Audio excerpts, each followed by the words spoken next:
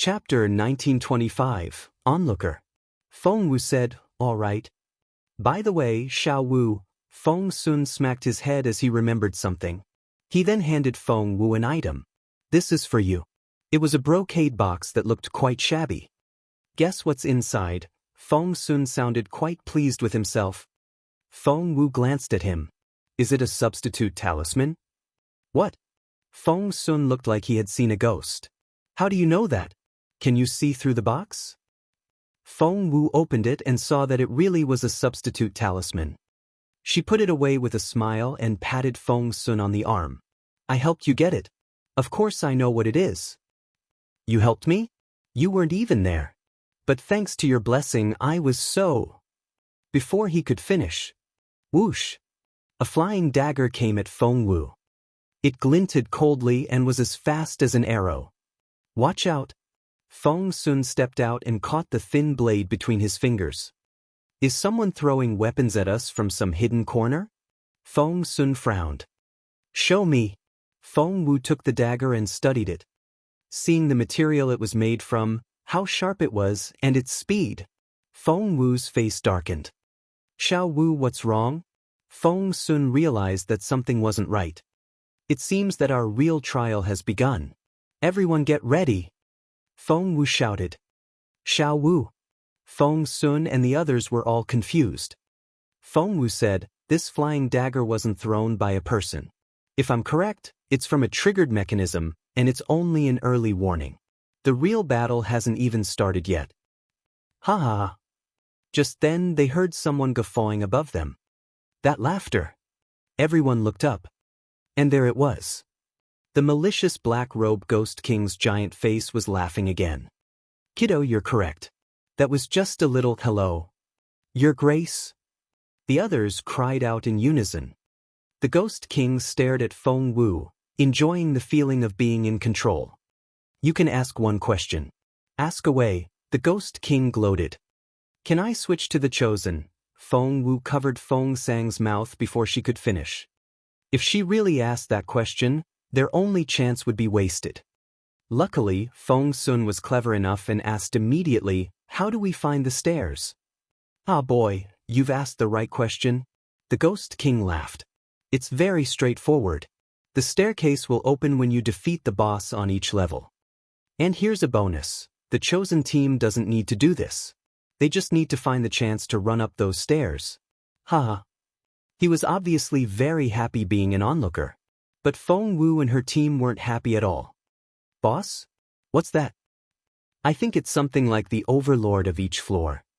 The other team has double our time. They don't have to defeat the bosses and only have to run up the stairs. That's why their level is difficult and ours is hell. This mission is impossible." They were still discussing it when... Chapter 1926, Untitled. Whoosh! Suddenly, they heard the sound of something ripping through the air. "It's the flying dagger again." Feng Sun shouted, dragging Feng Wu back to stand behind him. In the dim light, they could see the sharp blades glinting in the air. They were everywhere, and it was getting very dangerous. One would be severely injured if they were hit. "Arg! That hurts!" Among the sound of clashing blades, someone screamed. It was Feng Sang. She must have been hurt. Just then, "Arg! I'm injured too." Dugu Yamo cried out as well. Feng Sun was protecting Feng Wu, moving his purple sun sword so fast that nothing could get to them. He said, "Xiao Wu, you really are my lucky star." Feng Wu looked at him in confusion. Feng Sun said, "Because you helped me find the purple sun sword and the manual in the treasure hall earlier, I learned 2 moves when I wasn't busy. They're so useful now. See? No blade can get near us, hee hee." While Feng Sun was feeling satisfied, Feng Wu was rather anxious. Because she remembered clearly that the black-robed Ghost King had stressed repeatedly that they only had half the time of the other team. What if they couldn't pass the trial within that time and couldn't get to the next floor? What would they have to face? Death. Death in this place should be real, just like what happened to Zhuo Qingyu and Zhuo Qingxian. Feng Wu didn't want to die. She still had a lot of plans she had to carry out. When she looked again, she saw that Feng Sun was having difficulty in stopping the daggers now.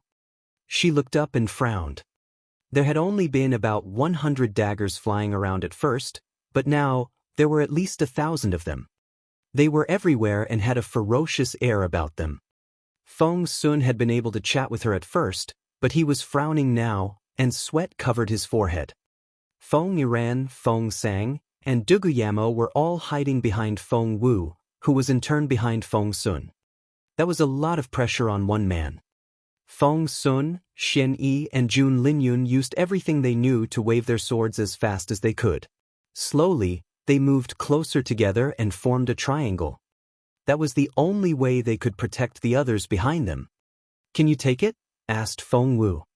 She was worried when she saw a cut on Feng Sun's arm. Feng Sun smiled bitterly. "Luckily, I have the purple sun sword. I would be dead by now if I were using some other sword." The sound of metal colliding continued. Feng Sun whispered to Feng Wu as he started a little storm with his sword, "Xiao Wu, I can't go on like this forever. 1 more minute, that's the most I can do." 1 minute. Feng Wu frowned and started thinking. While she was thinking calmly, those behind her couldn't stand it. 1 minute at most? "Feng Sun, what do you mean? What happens after a minute? Are you saying that we can only live for another minute? Didn't Feng Wu brag about getting us out of here? We can't even make it through the first floor." Chapter 1927, Untitled. Duguyamo, Feng Yiran, and Feng Sang couldn't stop any daggers, but they had tongues sharper than any blade. Feng Sun was frustrated that he was protecting these people, but they were accusing him now. How incredible! He then deliberately missed a dagger. Whoosh! The dagger flew past him. Arg! Feng Sang held her right arm and shrieked. Feng Sun smirked. "I don't have the energy to quarrel with you now, but don't worry. I never take my revenge the second day if I can do it now."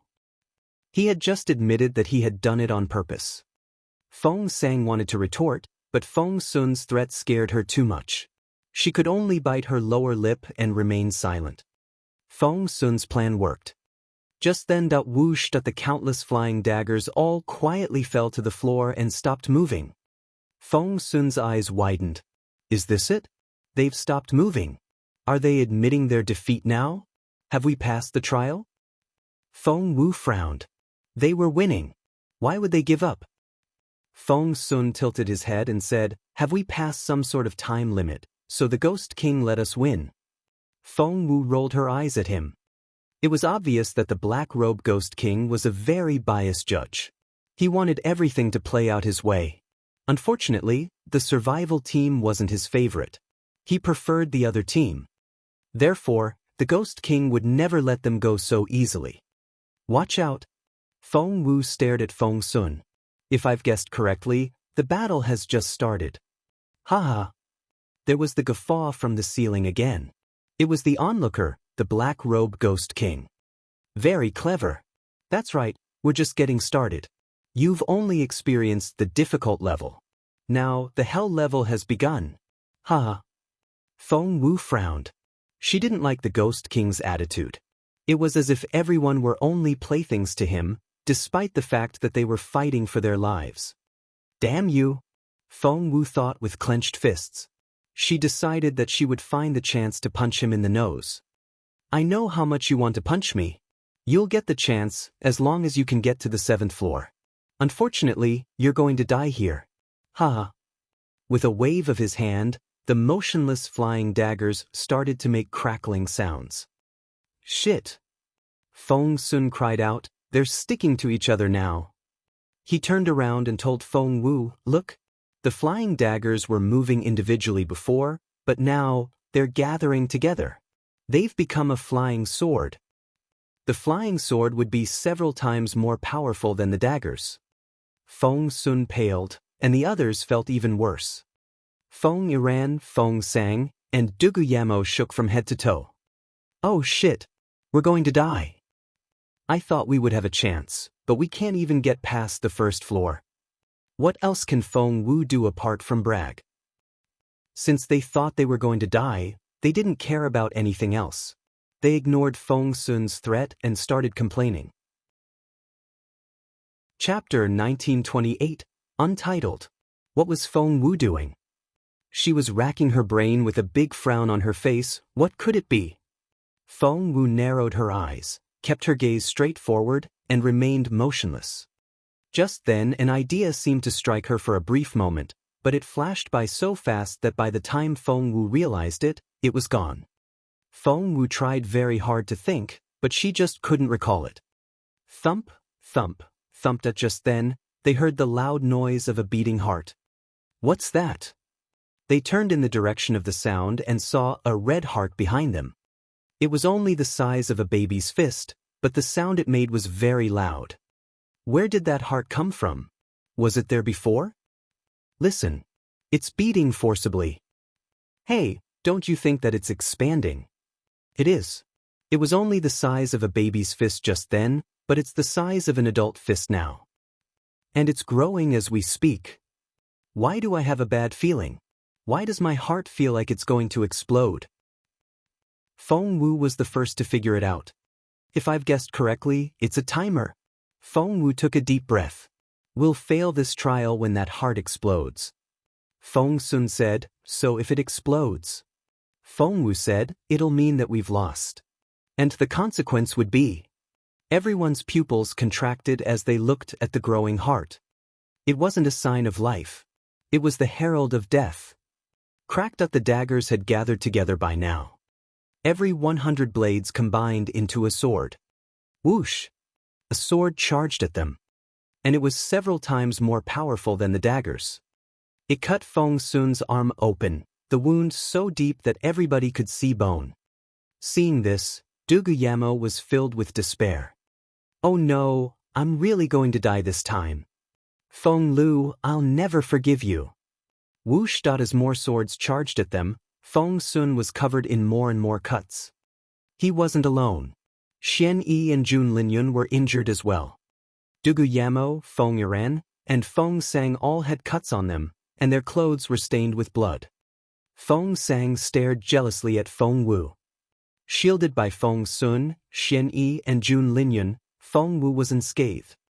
Not only wasn't she hurt, she didn't need to do anything. Feng Sang bellowed, Feng Wu, how long are you going to hide behind them? Aren't you supposed to be so awesome? Didn't you say that you were going to get us out of here? What are you doing now? Are you going to hide behind them forever? You're shameless. Duguyamo looked at Feng Wu and smirked. She's always bragging about herself. Do you actually expect her to control these daggers? Chapter 1929, Untitled. Duguyamo and Feng Sang wouldn't stop criticizing Feng Wu, but after hearing what Duguyamo said, Feng Wu became very quiet. Control the blades. Control the blades. A blade cut Feng Sun's cheek open, and blood splashed everywhere, but he didn't even frown. He turned to look at the heart on the wall, the thing that Feng Wu called a timer. By then, it had grown to the size of a plate. And they could clearly see the blood vessels in it. The wall of the heart was getting thinner and thinner. It was as if it was going to explode the next second. This time, Feng Sun was really anxious. He turned around and saw that Feng Wu was still frowning and deep in thought. Xiao Wu, we're all counting on you. We can't hold on for much longer, thought Feng Sun. All of a sudden, an idea struck Feng Wu, and this time, she caught it in time. I got it. Feng Wu grabbed Feng Sun in excitement. I know what to do. Feng Sun, give me that magnet. Quickly. The magnet? Feng Sun looked puzzled. How do you know I have that? Feng Sun had found the magnet in the treasure hall. It wasn't a top-notch treasure, and he didn't know what to do with it, so he just casually stuffed it into his pocket. Feng Wu said, I let you find it. Of course I know you have it. Give it to me. Feng Sun smiled wryly. Did you actually believe it when I said that it was because of your blessing? Little Feng Wu, you're so adorable. Feng Wu said, the magnet. Time was of the essence here, and Feng Wu didn't want to argue with Feng Sun now. The magnet, the magnet. Feng Sun searched his memory before he smacked his forehead and said, yes. I did find it, but it was too heavy and I didn't know how to use it, so. Feng Wu stared at Feng Sun. Please don't tell me you threw it away. Feng Sun said, No, I didn't. I just put it on the table and didn't take it with me when I left. Feng Wu stared at Feng Sun and wanted to smack him on the head. You didn't bring it with you. Feng Sun, how can you be so stupid? Feng Wu was so frustrated. That magnet is our key to passing this trial, and you lost it. Feng Sun said, Huh. Feng Wu wanted to bite him. Are you talking about this black stone? Someone asked gingerly behind them. It was De Guillermo. She opened a wooden box which contained a black stone. This one. Yes. Feng Sun frowned. Why do you have it? De Guillermo said, Young Lord Feng, you couldn't take so many things with you and left this behind, so I picked it up. Even if it isn't a real treasure, I won't look so empty-handed at least. Feng Wu glanced at De Guillermo and nodded. You've done us a great favor. De Guillermo was confused. Really? Can this lousy stone solve our problem? Feng Wu, you must be dreaming. She wasn't the only one who thought that. The others all gave her strange looks as well. Feng Wu didn't explain. She asked Feng Sun, Can you hold on for one more minute? Chapter 1930, Untitled. Yes. Feng Sun wiped away the blood on his face. I can even make it 2 minutes if you can solve the trial. Feng Wu nodded. After taking the magnet. Feng Wu crouched down and began to study it. De Guillermo glanced at her and shook her head. She didn't believe that the magnet could solve their problem because it just sounded ridiculous. With a crack, Feng Wu crushed the magnet and poured the black particles onto a piece of white paper. She smiled. Once the black particles were separated, Feng Sun, I need to move through these flying swords for 30 seconds. Can you think of a way for me to do that? Asked Feng Wu. Feng Sun and Xian Yi exchanged a look. Together, the purple sun sword and the blowing snow sword can only buy you 20 seconds. 20 seconds? Feng Wu thought for a moment and nodded. That'll do. She then nodded at Feng Sun. Let's begin. Immediately after that, she was nowhere to be seen. Quickly, draw all the flying swords here. Feng Yuan, keep hiding there, and I'll come after you. Feng Sun bellowed. I'll use you people as my shield. With nowhere else to hide, Feng Yuan and the others had to inch forward and take part in the dangerous battle. Whoosh! Feng Wu ran around the room, making seemingly random turns. No one knew what she was doing. Feng Yuan was filled with resentment. Whoosh! He screamed when he failed to dodge a blade. Whoosh! Feng Sang was hit in the chest. Whoosh! De Guillermo was hit in the leg. Whoosh! The blades ripped through the air, and people kept screaming. Even Jun Linyun was wounded in the chest, let alone the others. Luckily, the wound was on the right side. What's Feng Wu doing? Feng Yuan thought angrily. Feng Sun couldn't hold on for much longer. He had no idea what Feng Wu was doing and was gradually losing hope. Thud. Thud. Thud. Feng Sun had been stabbed by over a dozen flying daggers by now, but he went on fighting. His vision was going bleary from the loss of blood, and he could barely see. Chase me. Stop picking on them. I'm the captain here. Come on. Standing in an empty spot, Feng Wu provoked the flying swords. At those words, the swords suddenly turned around and charged at Feng Wu, as if they had minds of their own. They all flew at Feng Wu with whooshing sounds. They looked like a swarm of flies. With the murderous energy around them, the blades reminded one of a giant tidal wave. Shit! Xiao Wu! My goddess! Xian Yi, Feng Sun, and Jun Linyun had nearly been crushed by the flying swords, but as soon as Feng Wu shouted those words, the swords ignored them and went after Feng Wu. They could take a break now, but what about Feng Wu? The entire room was vibrating with the flying blades. What would happen to Feng Wu? She would be turned into a sea urchin. Xiao Wu! Feng Sun was almost in tears. Xiao Wu, don't do this. How am I supposed to tell Boss Jun what happened to you? Xiao Wu. Feng Yuan and the others were all astonished as well. Chapter 1931. Untitled. Feng Wu had lured all the flying swords away on her own. Was she such a selfless person? Duguyamo felt a little guilty. She had accused Feng Wu of being heartless and selfish, but as it turned out, Feng Wu had chosen to use such an extreme method to protect them. I'm sorry. I didn't actually expect you to save us. I was just venting my anger on you, Feng Wu. While everyone was digesting the news that Feng Wu had died for them, hey, why are all of you crying? Feng Wu showed up and greeted them with a smile. What? Feng Wu. You're still alive. Are you not dead? I thought you were dead. Xiao Wu. Feng Sun was the most excited of them all. He wrapped his arms around Feng Wu and burst into tears, crying so hard that he almost couldn't breathe. Xiao Wu, you're still alive. Xiao Wu, I'm so happy. He jumped around and yelled incoherently, and was nothing like the noble young lord he was supposed to be. Feng Wu patted him on the head and looked confused. Why would I be dead? Why did you all think that I died? Do I seem so useless to you? But didn't you die for us just then? Feng Sun started complaining before he wiped away his tears. You silly girl. Who told you to do such a thing? You're never doing that again. Feng Wu was speechless. Why did they think that she would die for them?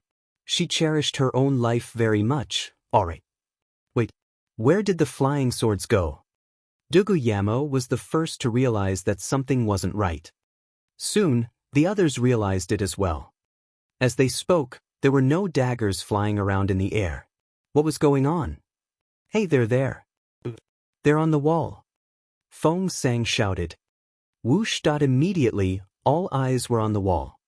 The shiny blades looked like they were glued to the wall and were making rumbling sounds as they tried to break free, but an invisible force seemed to be holding them in place, rendering their efforts futile. Why are all the daggers on the wall? What happened? Feng Sun asked. Xiao Wu, did you do that? And what's that shape? I don't understand. Feng Wu chuckled. Well, that shape. It's what I want to tell the owner of the blades. Feng Wu gloated. How strange. Is that a finger? What does it mean?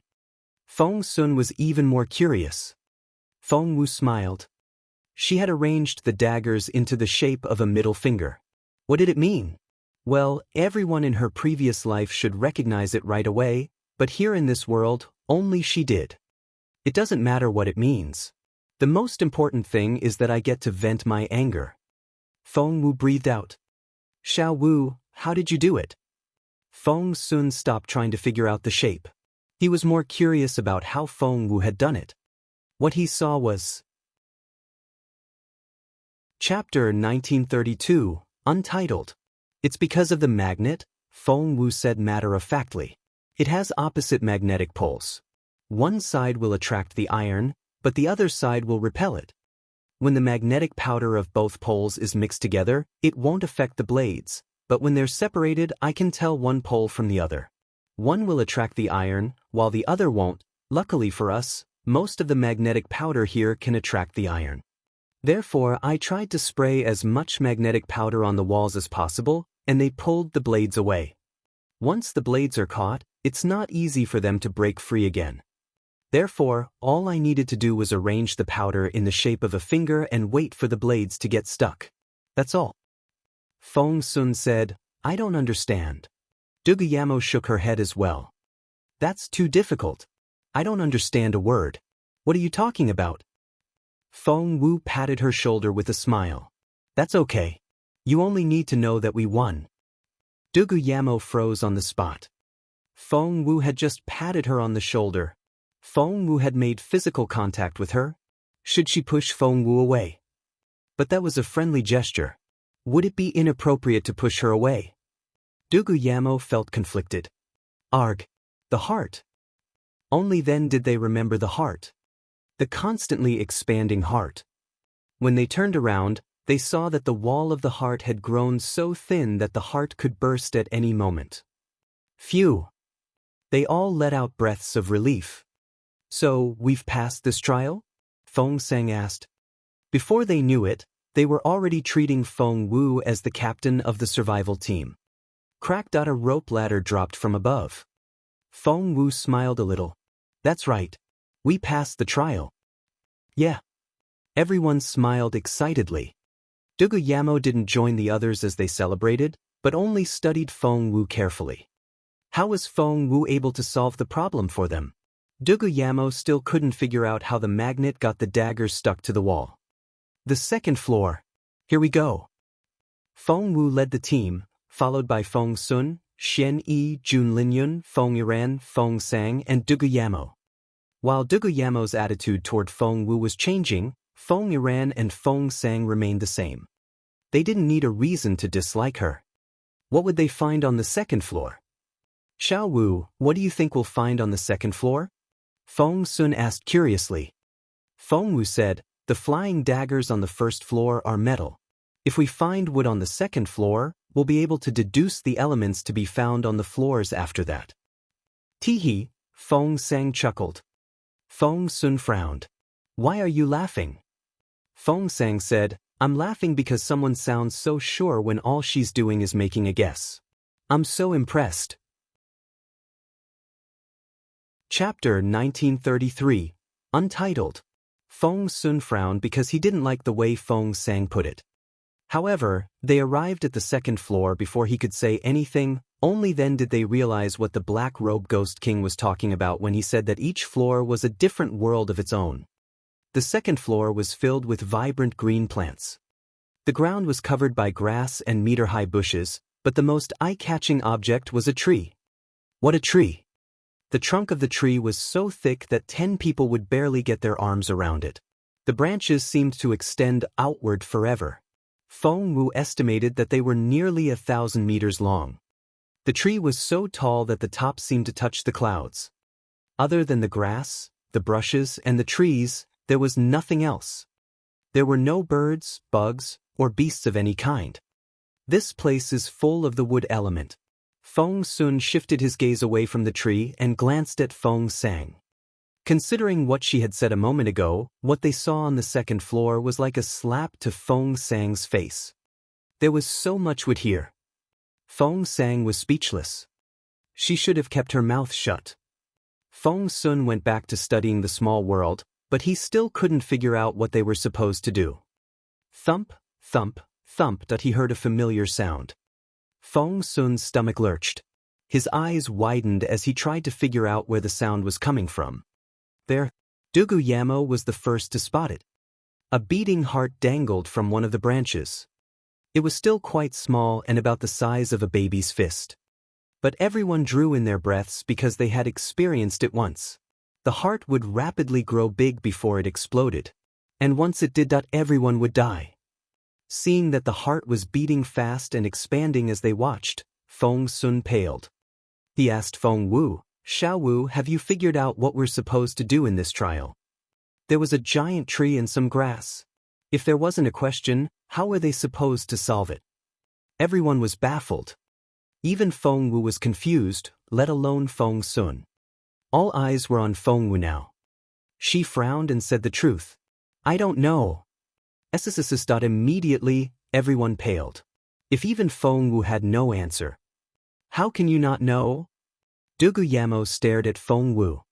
Feng Wu looked at her in bewilderment. Why must I know? Duguyamo said, aren't you the team leader? A team leader is supposed to know everything. Even if you don't, the least you can do is to comfort us by not telling us the truth. Feng Wu didn't know what to say. She found Duguyamo's suggestion idiotic. I'm sorry, but I'm the youngest one here. It's not my duty to spoil you people. That successfully shut Duguyamo up. Only then did they realize something. Feng Wu was indeed the youngest one here. Moreover, there were 5 years when she hadn't been able to cultivate. Immediately, everyone fell silent. The air felt so heavy that they had difficulty breathing. Thump, thump, thump. The disturbing heart wasn't affected at all. It went on thumping. Chapter 1934, Untitled. How terrifying. Just then they heard familiar laughter. It's the Black Robe Ghost King. They had found the Ghost King intimidating at first, but now, his voice somehow felt so kind. As expected, the giant face appeared in the air again. Silly kids. You can only keep on waiting if I don't tell you what this trial is about. Then the heart will explode and you'll all be buried, and there'll be nothing left of you. Haha, I can't wait to see that. Hearing this, everyone was filled with despair. The Ghost King had an erratic temper, and no one could anticipate what he would do. Moreover, he was so powerful that when he laughed, the air seemed to tear open. Everyone felt their eardrums prickle and their heads swim. No, you won't do that. While Feng Sun and the others were too shocked to speak, Feng Wu stepped out. The Ghost King, who had been guffawing, now stared at Feng Wu with an eerie, malicious look in his eyes. Immediately, everyone fell silent. Feng Sun was worried about Feng Wu. This was the Black Robe Ghost King's territory, and they were all at his mercy. Feng Wu was pushing it too far. Immediately, the Ghost King turned to look at Feng Wu. What did you say? He narrowed his eyes, and the pressure in the room seemed to increase. Feng Wu smiled. I said that you won't do that. Whoosh! A dark shadow flitted through the air. The next second, Feng Wu was snatched up by the Ghost King. Poor Feng Wu hung suspended in the air with the Ghost King's giant hand around her neck. He could kill her at any moment. Xiao Wu! Feng Sun jumped. His pupils contracted and his heart raced. But the Black Robe Ghost King was too powerful for him to do anything. Feng Sun, Xin Yi and Jun Linyun all drew out their swords. They were ready to charge out. But Feng Wu gestured behind her back for them to stop. Xiao Wu. At the thought of how smart Feng Wu was, Feng Sun gritted his teeth and stopped the others. Wait. The Black Robe Ghost King paid no attention to Feng Sun. Staring at Feng Wu, he asked, why? Feng Wu said, because you don't like to follow the rules. You like to have fun and be a happy onlooker. It's not that you want the chosen team to win. Rather, you're just used to seeing them win. Before the Ghost King could say anything, Feng Wu quickly said, but do you like such a predictable outcome? After all these years, haven't you had enough? The Ghost King had planned to snap Feng Wu's neck, but hearing this, he paused. Feng Wu talked even faster now. We're called the survival team because that's what we're supposed to do. We need to fight with all we can to make the impossible possible. I bet you've never seen such a thing happen before. Chapter 1935, Untitled. Feng Wu kept her unblinking gaze on the Ghost King. She was betting that he would enjoy that. No one dared to make a sound. Feng Sun and the others stared at the Ghost King's hand, worried that he might throttle Feng Wu. Feng Wu stared at the Ghost King. The look on the Ghost King's lean face was proud and indescribable. He suddenly frowned. The air seemed to freeze. Feng Wu's stomach lurched. All of a sudden, ha! The Black Robe Ghost King suddenly burst out laughing. Ha! Once he started, he couldn't stop. Feng Wu was finally a little relieved. She had probably made the right choice. As expected, the Ghost King released her neck, patted her slim shoulder, and chuckled. Kid, I didn't know you're such a good storyteller. Good, very good. I was going to throttle you. Do you know why? He stared at Feng Wu. Feng Wu said, because I know the White Fairy. The Ghost King gave her another look. That's right. You've gained her recognition, which is why I don't like you. With the cold look in his eyes, the Ghost King looked very intimidating. However, he suddenly burst out laughing and patted Feng Wu's thin arm hard. Ah, you're an interesting girl. No wonder she treats you differently. I like what you said. I think I'll give it a go. The Ghost King gave her an appreciative look and said slowly, the second trial is quite straightforward. There are 1,000,000 4-leaf flowers here, and you need to find a 3-leaf flower. He pointed at the growing heart dangling from the tree. Before it explodes. If you can find it, I'll tell you the objective for the next floor. The Ghost King then rubbed Feng Wu's head before he disappeared. Everyone was speechless. They had no idea that things would turn out this way. Did the Ghost King let Feng Wu go just like that?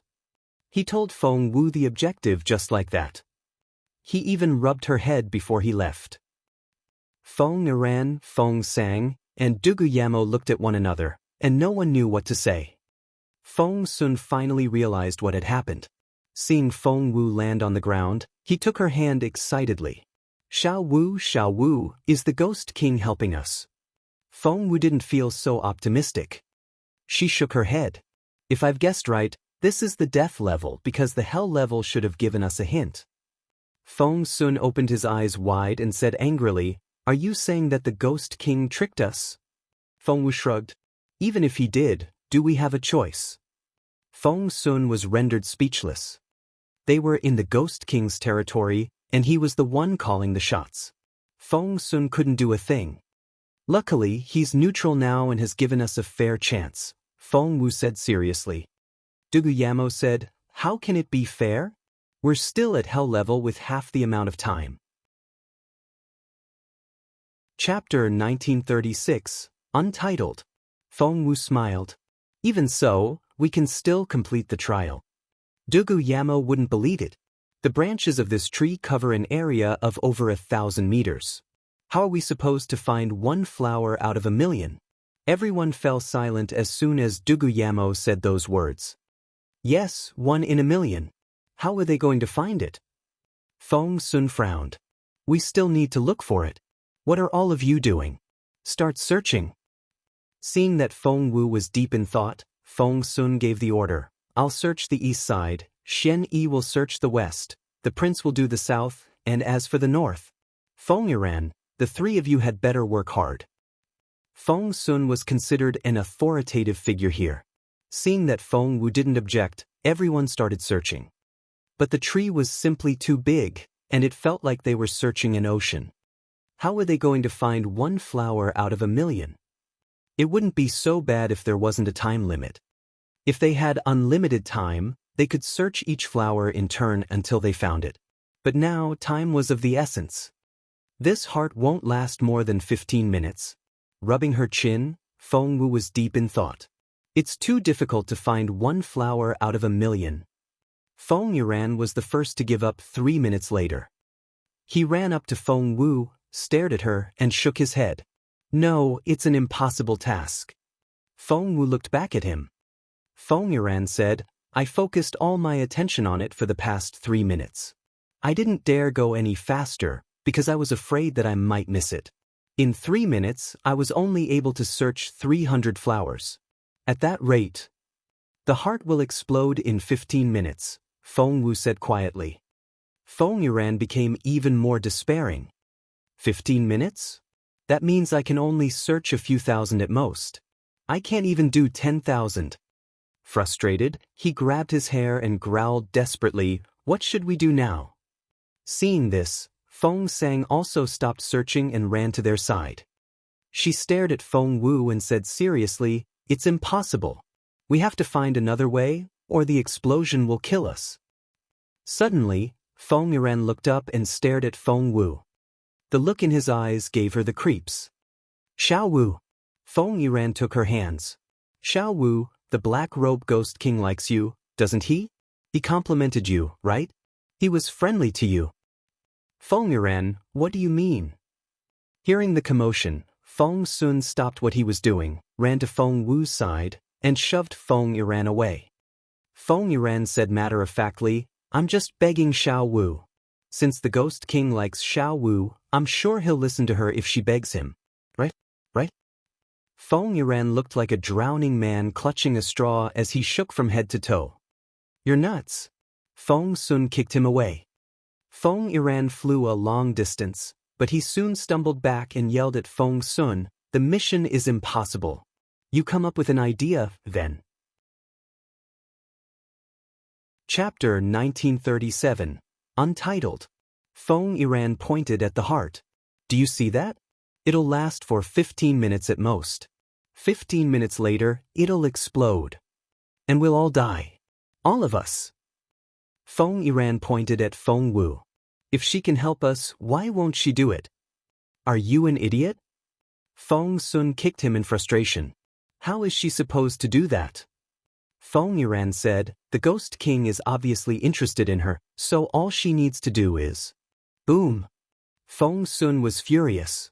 The guy was Feng Wu's family. How could he say such a thing? Go to hell. Feng Sun began to throw punches at Feng Yuren. Feng Sun was scared. That black-robed ghost king was unpredictable, and no one knew what he was thinking. What if he had never thought that way, and Feng Yuren's words suddenly gave him ideas? Please forgive me. Forgive me. Feng Yuren spat out mouthfuls of blood. Brother, are you all right? Feng Sang rushed out and shielded her brother. Feng Wu frowned and told Feng Sun, I still need him. Don't kill him just yet. And go examine the flowers. Do as many as you can. Feng Sun was still angry, but Feng Wu had spoken. Feng Sun gave Feng Yuren one last kick. You get to live for a few more minutes. He quickly ran off after that. Time ticked by. But their progress was so slow. 3 minutes, 5 minutes, 10 minutes, 12 minutes. He would look back at Feng Wu every now and then. They only had 3 minutes left, but Xiao Wu was still walking back and forth under the tree. Would she be able to come up with something? 13 minutes, 14 minutes. Soon, there was only 1 minute left. What would she do? Everyone was asking the question in their heads. Xiao Wu, they couldn't go on searching anymore. All their eyes had gone blurry. That heart is going to explode. Are we going to die this time? They all lost hope. Jun Linyun still wanted to try his luck. We may not die even if the heart explodes, right? Maybe he was just bluffing. Haha. Just then, the familiar face appeared in the air again. I'm bluffing? You're so funny. The black-robed ghost king smirked. I'll show you what the explosion will do. After that, the ghost king waved his hand. White light flashed, and the heart was about to explode. Everyone paled. Wait. Feng Wu stepped out at the critical moment. There's 1 minute left. We haven't failed yet. Please wait. Feng Wu looked at the black-robed ghost king. Since this is a game to you, you have to follow the rules. Feng Wu stared at the ghost king. The ghost king looked at her with cold eyes. Are you threatening me? Feng Wu said, No, I'm only reminding you. The ghost king glared at Feng Wu. Chapter 1938, Untitled. Feng Wu said, 20 seconds have passed since then. If you're trying to stall us so that the chosen team can win, I have nothing to say. Despite the black-robed ghost king's intimidating power, Feng Wu wasn't scared. The look in her eyes remained undaunted. Hearing that, the ghost king smirked. Fine. I'd like to see how you turn things around in the last 40 seconds. I can't wait. How are they going to do that? Feng Sun and the others all looked at Feng Wu. Feng Sun smiled bitterly. Even if they had 40 seconds left, what good would it do? They were doomed to fail, weren't they? But Feng Wu smiled because an idea had just struck her. I know how to find the 3-leaf flower. 30 seconds are more than enough. Feng Wu smiled at the black-robed ghost king and walked up to the giant old tree.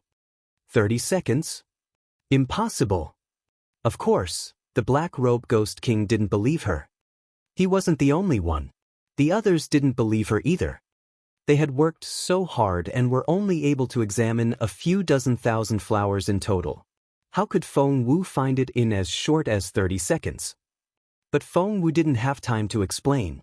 She walked right up to the giant old tree and put her fair hand on the tree trunk. Is she searching with her mental power? Dugu Yamo frowned. I tried that. It doesn't work. Feng Sun nodded as well. It was true. He had tried with his mental power as well, but it wasn't efficient enough. It would be impossible for Feng Wu to find the flower in 30 seconds. She's bragging. Feng Sang snorted. We only have 30 seconds left, and she's still bragging. What's wrong with her? Feng Sun glared at her. Shut up. Xiao Wu will do it. Feng Sang retorted. How is she going to do it, then? With her mental power?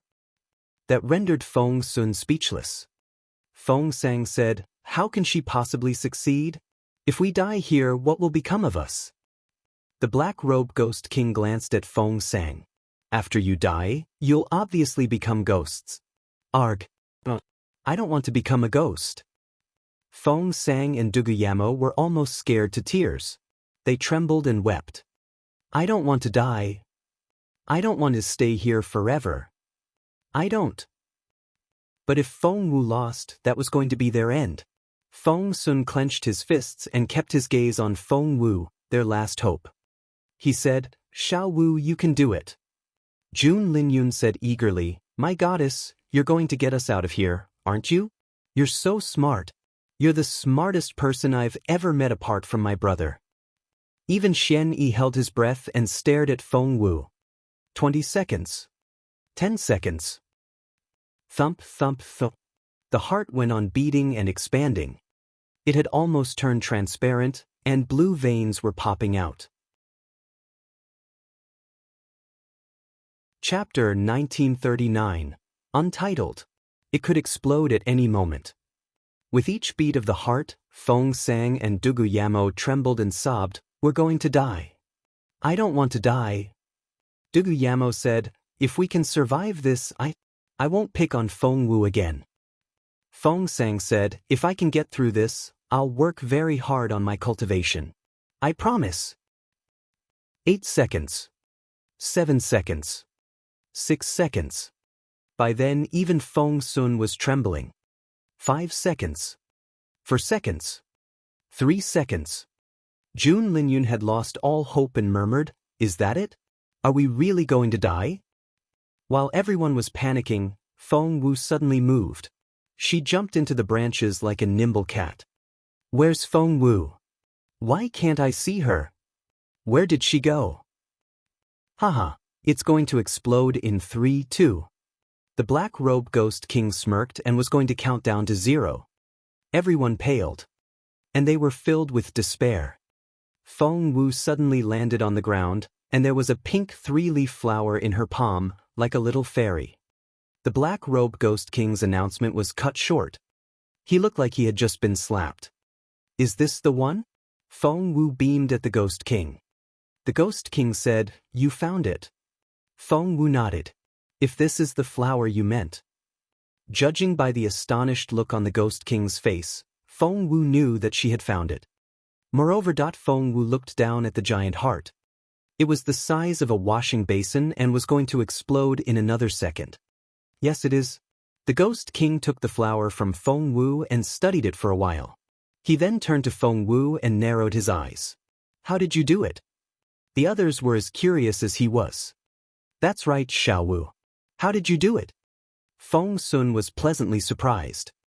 Dugu Yamo and Feng Sang hugged each other and burst into happy tears. Hearing this, they turned around and pricked up their ears. Feng Wu smiled. I used my mental power. That was all. I don't believe you. Feng Sang protested. We tried that method as well, but it wasn't quick or comprehensive enough. Plus, it drains your spiritual essence very quickly. It doesn't work. Feng Wu chuckled. Have you forgotten what I am? What are you? I'm a medicine refiner. Feng Wu shrugged. Medicine refiners are experts in the wood element, and they can communicate much better with plant spirits. I didn't use my mental power to discern the flower. I diagnosed it. Diagnose? Everyone was shocked. That method had never occurred to them. Feng Wu smiled. Yes, diagnose. If 4-leaf flowers are the norm, is the only 3-leaf flower a mutation? If it is, then I can detect it. Chapter 1940, Untitled. So, I diagnosed the old tree the way I would a human being. As expected, I found an area that was sick. Feng Wu pointed at a horizontal branch in the northeast. It was on that branch, so I was able to cross all the other branches off the list. Everyone was astonished. Was that even possible? It was true. They had never thought of such a way. Even the Black Robe Ghost King was hearing it for the first time, let alone Dugu Yamo, Feng Sun, and the others. It was such a novel idea that they all stared at Feng Wu. Feng Wu went on smiling. After I confirmed the branch, I could exclude 90% of the flowers, and I was able to focus on one area. But it's a long branch. I wouldn't have enough time to scan it from one end to the other. So, Feng Wu smiled. I talked to the plant spirit. I told the three-leaf flower that if it could tell me where it was, I would treat it. You can talk to the plant spirit? The black-robed ghost king looked at Feng Wu in amazement. Feng Wu grinned. Of course. Everyone else found it incredible, but Feng Wu didn't say anything else. Because she really could do it. Because she still had a card up her sleeve, the fairy in her mind. The fairy had given her the 12 trials of love, which were getting harder and harder. The fairy was worried that Feng Wu would complain, so had hidden away. Feng Wu usually ignored her. But the fairy was useful now, so she had dragged her out. The three-leaf flower lay quietly in Feng Wu's palm. Just like that I found it. It tried to hide from me, but where could it go? Feng Wu smiled at the Ghost King. Have we passed the trial?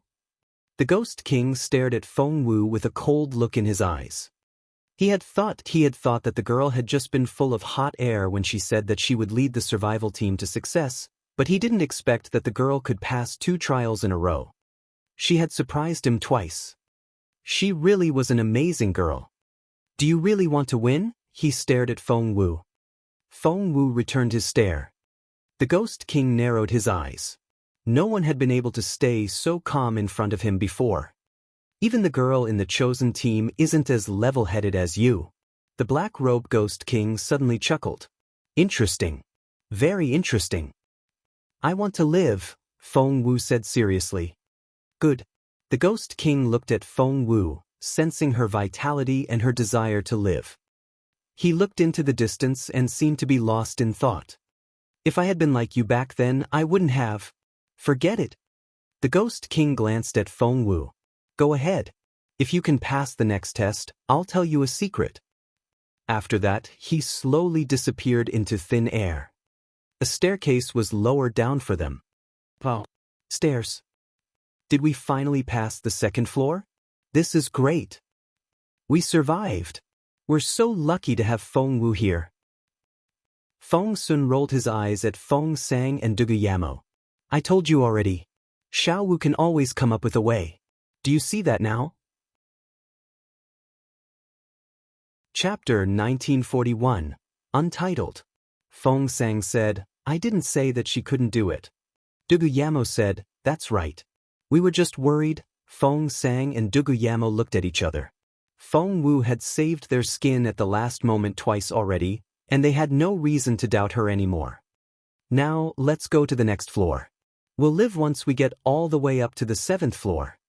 Feng Sun was quite excited. Feng Wu was about to throw away the flower, but... Hey, what are you doing? The fairy stared at Feng Wu and snapped, that's good stuff. How can you throw it away?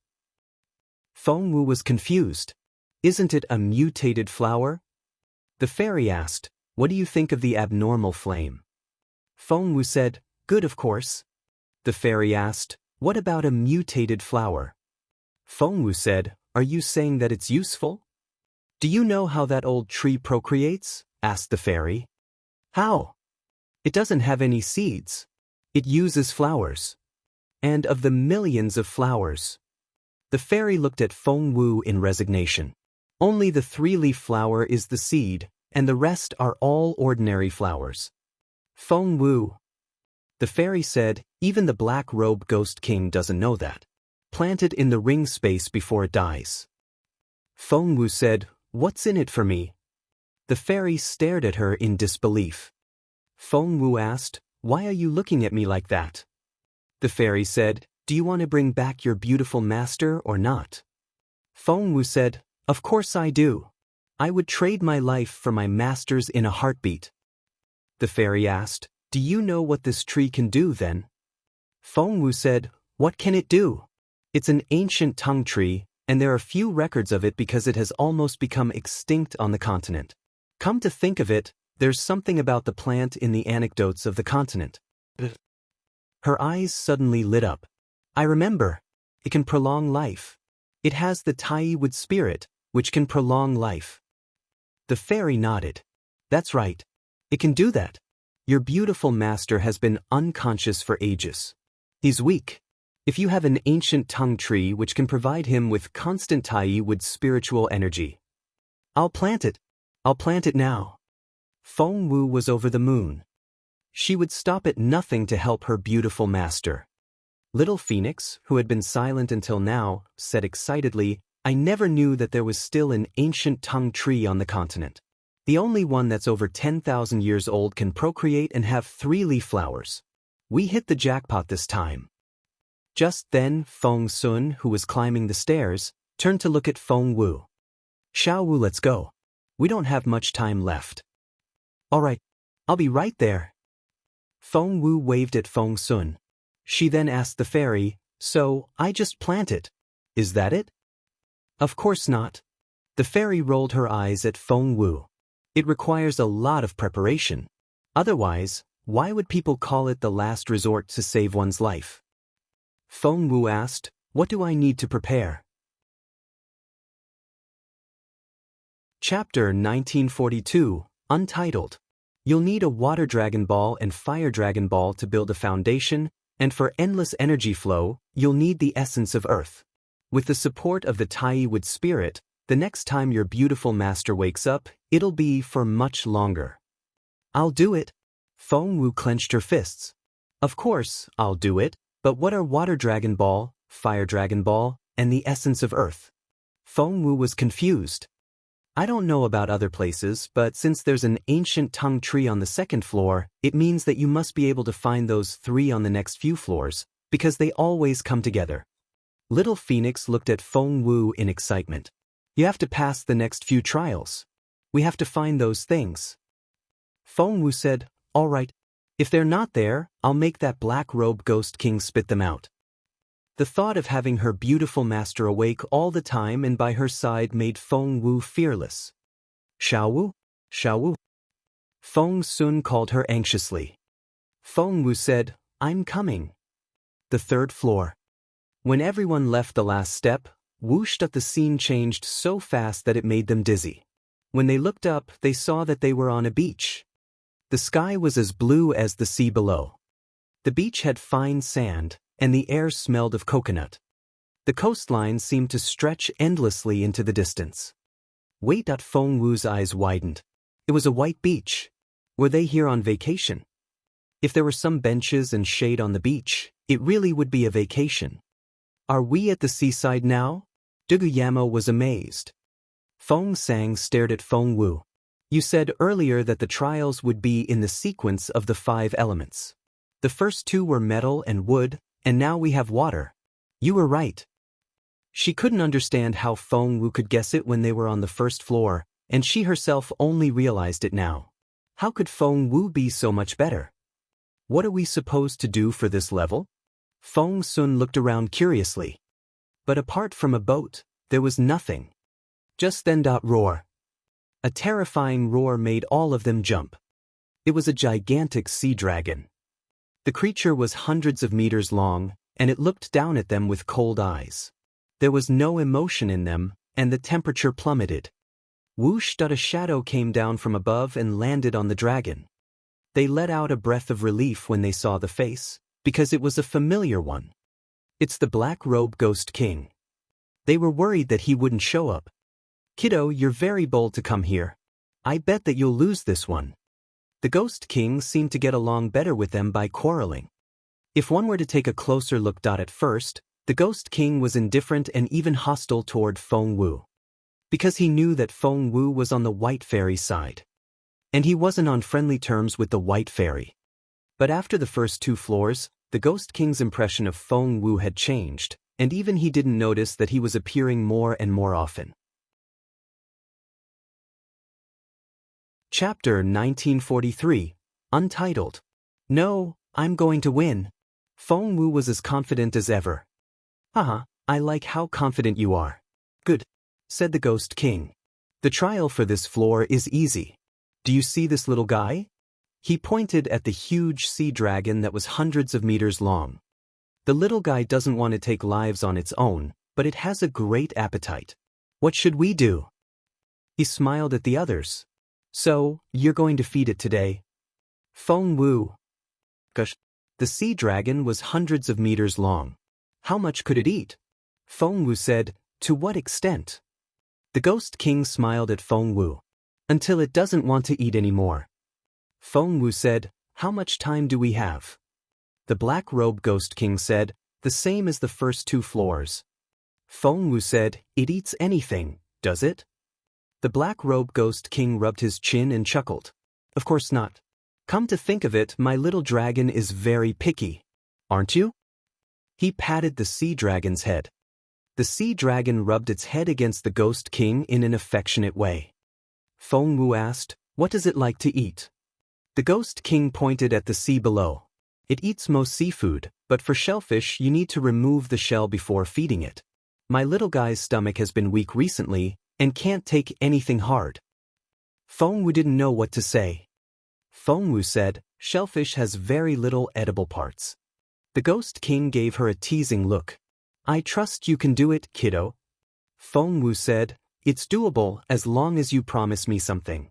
"It's doable?" Feng Sun and the others all gave Feng Wu strange looks. How could it be doable? The sea dragon was hundreds of meters long. How big an appetite would it have? They still didn't know how much food they could find in the sea, but she had already agreed. The Ghost King was curious. "What do you want?" "The water dragon ball," Feng Wu said matter-of-factly.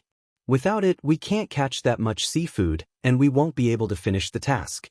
If that happens, we'll die, but—" Feng Wu smiled at the sea dragon. "But this pregnant sea dragon will also have a very difficult time."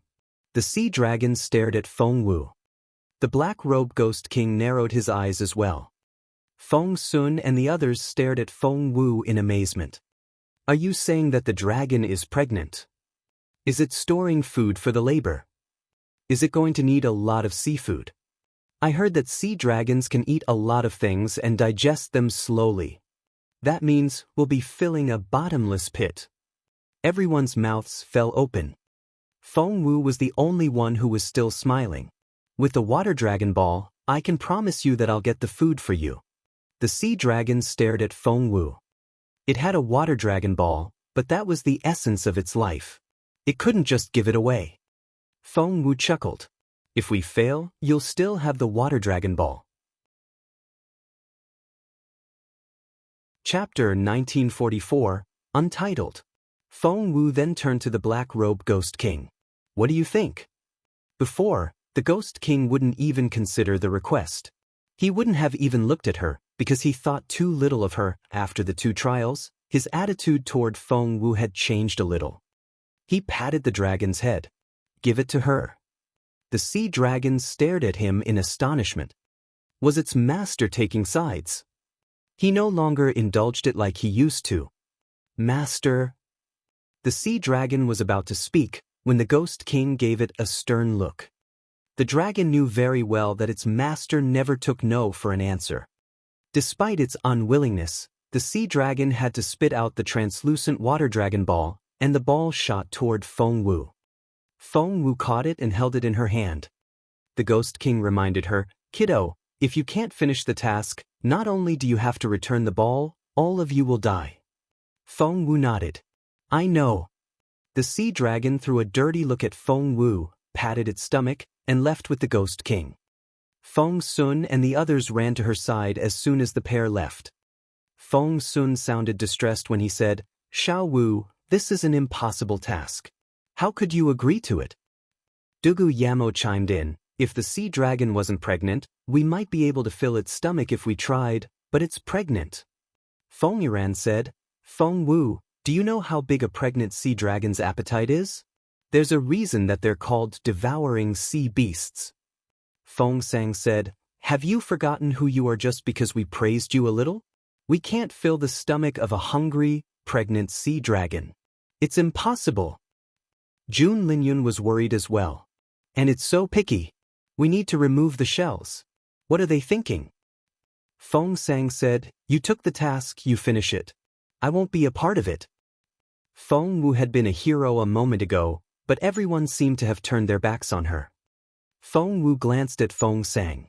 "I took the task, I finish it, and you won't be a part of it? Fine. Go tell the Ghost King that you want a different task. Go ahead." Feng Sang immediately recoiled. She couldn't even look up when the Ghost King showed up. Of course, she didn't dare to negotiate with him. She didn't have a death wish. Feng Wu glanced at them. Do you think that the Ghost King came up with that task on the spot? She smirked. No. In fact, all the past survival teams have done these tasks before. It's like having the students take the same test every year. You're so naive if you think you can just change the questions. Who do you think you are? You don't get to pick your tasks with the Black Robe Ghost King. The crowd was speechless. Up on the clouds, the Black Robe Ghost King sat on the sea dragon's back and looked very relaxed. She's good, isn't she? He smiled at the sea dragon. The dragon gritted its teeth. No, she wasn't good at all. Well, she's all right, I guess, said the dragon. The Black Robe Ghost King said, she's very interesting. She's wise, whimsical, and can think about and solve problems in unique ways. And she knows how to go with the flow. She's so young, but her thinking is more comprehensive than anyone else's. Isn't she amazing? Chapter 1945, Untitled. The sea dragon gritted its teeth. She didn't sound interesting at all. It wanted to kill everyone who tried to steal its master away. Ha! She's so interesting. The Black Robe Ghost King gloated. If she really can lead the survival team to victory, well, that'll be a first. Let's have a look at the chosen team. After Feng Wu scolded them, Feng Sun and the others lowered their heads without saying a word. Feng Wu said, time is of the essence here. Let's start fishing. Feng Sang and the others didn't like the idea, but they had to admit that Feng Wu was right.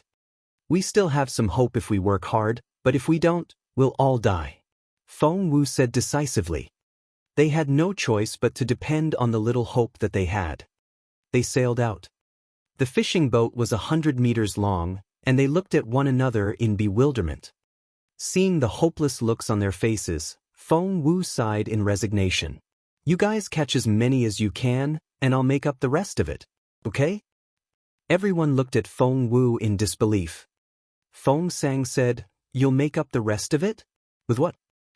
Dugu Yamo took Feng Wu's hand and sounded pleasantly surprised. You know what to do, don't you? Feng Wu, you figured it out. Feng Wu didn't speak. Dugu Yamo said excitedly, Feng Sang, have you forgotten? It was the same with the first 2 floors. She was always very confident, and in fact, she was always correct. So this time. Dugu Yamo smiled at Feng Wu. I know you're the best. I believe you. Feng Wu didn't know what to say. Dugu Yamo said, I have the water attribute, so I'll go in first. After that, she swiftly jumped into the water. Feng Sang looked suspiciously at Feng Wu. Feng Wu said, stop looking at me. Even if I have cards up my sleeves, I won't tell you. Feng Sang was amazed. So, Dugu Yamo was right. You figured it out. If that was the case, no one would die. Feng Wu shrugged and didn't give any answer. Feng Sang said, all right. It's like what you said. We'll do what we can, and you'll make up the rest. After that, she jumped into the water as well. Feng Sun looked at Feng Wu and hesitated. He didn't have the water attribute and naturally was intimidated by the sea. Xiao Wu, you really? Before Feng Sun could ask the question, Feng Wu chuckled. I know what to do, so just trust me, okay? All right. Jun Linyun jumped out of nowhere and patted Feng Wu's shoulder. No matter what you do, I'll always trust you. Feng Sun narrowed his eyes and kept his gaze on Jun Linyun. The look gave Jun Linyun the creeps. Before he could ask, Feng Sun was dragging him away. Hey, Feng Sun, what are you doing? Get over here. Feng Sun pulled Jun Linyun to the side. Jun Linyun looked innocently at Feng Sun. Feng Sun asked, do you have a crush on her? Jun Linyun nodded repeatedly. Of course. She's my goddess and the only woman I want to marry. Feng Sun asked, you're still thinking that way when you know about her relationship with Boss Jun? Jun Linyun asked innocently, are Boss Jun and Miss Feng Wu really what you say they are? Why don't I see it? Feng Sun asked, why do you say that? Chapter 1946, Untitled. Jun Linyun said, look, when we talked about it earlier, Boss Jun said that Feng Wu had disappointed him. He didn't acknowledge his relationship with her. Feng Sun was rendered speechless. Jun Linyun said, so he denied it. That is to say, Miss Feng Wu is single now. Why can't I court her? Feng Sun clenched his fists. Boss Jun really was the one to be blamed here. He just wouldn't give up on his ego and acknowledge her. As a result, Jun Linyun had the wrong impression. That's their relationship. You're not allowed to like Xiao Wu. Why do you say that? Because she's my sister. Jun Linyun raised his eyebrows. Hey, future brother-in-law, can I tell you something? Feng Sun stared at Jun Linyun. What future brother-in-law? Shut up already. Jun Linyun lowered his voice. What? What if she's the only woman I'll marry for as long as I live? There will be no concubines, no maids, and no women on the side. Miss Feng Wu will be the only woman I'll ever have. Will you marry her to me? 1. Feng Sun didn't know what to say. That did sound nice, Jun Linyun said. Boss Jun is so popular, and everyone likes him. Zhuoqing Wan is on the other end of the world, but Ranmil is right here. He then lowered his voice. Ranmil may look like she's so pure and indifferent to Boss Jun, but from the way she behaves, she must be jealous of Feng Wu, don't you think? Feng Sun gave it some thought and nodded. Jun Linyun said, you see.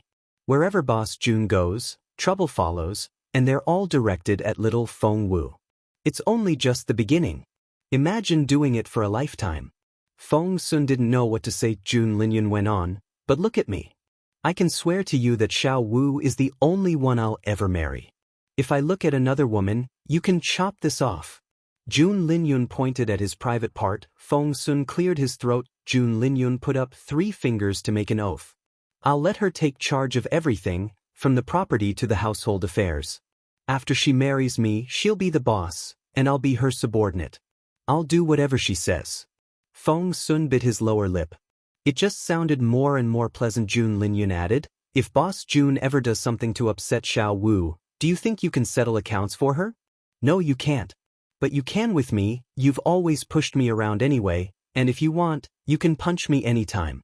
Brother Feng, you're more capable than me, and you can discipline me whenever you want. But with Boss Jun? Feng Sun stared at Jun Linyun. Jun Linyun said, so, future brother-in-law, you'll help me, right? No, I won't. Feng Sun smacked Jun Linyun on the head. Stop trying to sabotage your brother's marriage. Do you have a death wish? Rubbing his forehead, Jun Linyun mumbled, but my brother doesn't like Xiao Wu. What? Feng Sun threw a dirty look at Jun Linyun. If Boss Jun didn't like her, he would never have done so many unusual things. He just doesn't show it. Feng Sun told the truth. Feng Sun, Jun Linyun, what are you doing there? We don't have much time left. Feng Wu stared at them. Chapter 1947, Untitled. Both of them had the fire attribute and couldn't go into the sea, so Feng Wu prepared 3 fishing rods for them. That included Xian Yi, I'm coming. Feng Sun ran over happily and saw the 3 rods. Wait, are those fishing rods? Feng Wu said, yes. Since you can't go in, you might as well fish from up here. Ahem. Feng Sun rubbed his chin and cleared his throat. Feng Wu asked, what's with that look on your face? Jun Linyun said, brother Feng has had issues with water since he was little.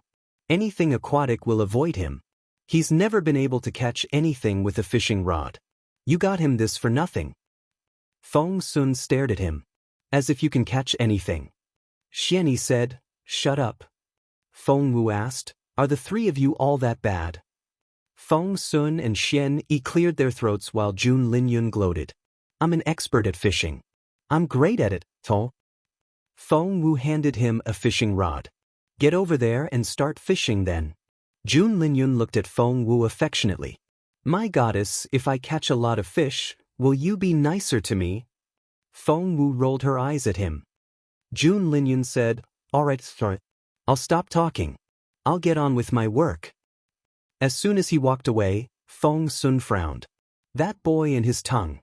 Feng Wu nodded. You don't say. Feng Sun glanced at Feng Wu as he played with the fishing rod. Feng Wu asked, what? Feng Sun bit his lower lip and hesitated. Feng Wu said, if you have something to say, say it. Plus, if we lose on this floor, you'll never have a chance to say it. That made sense.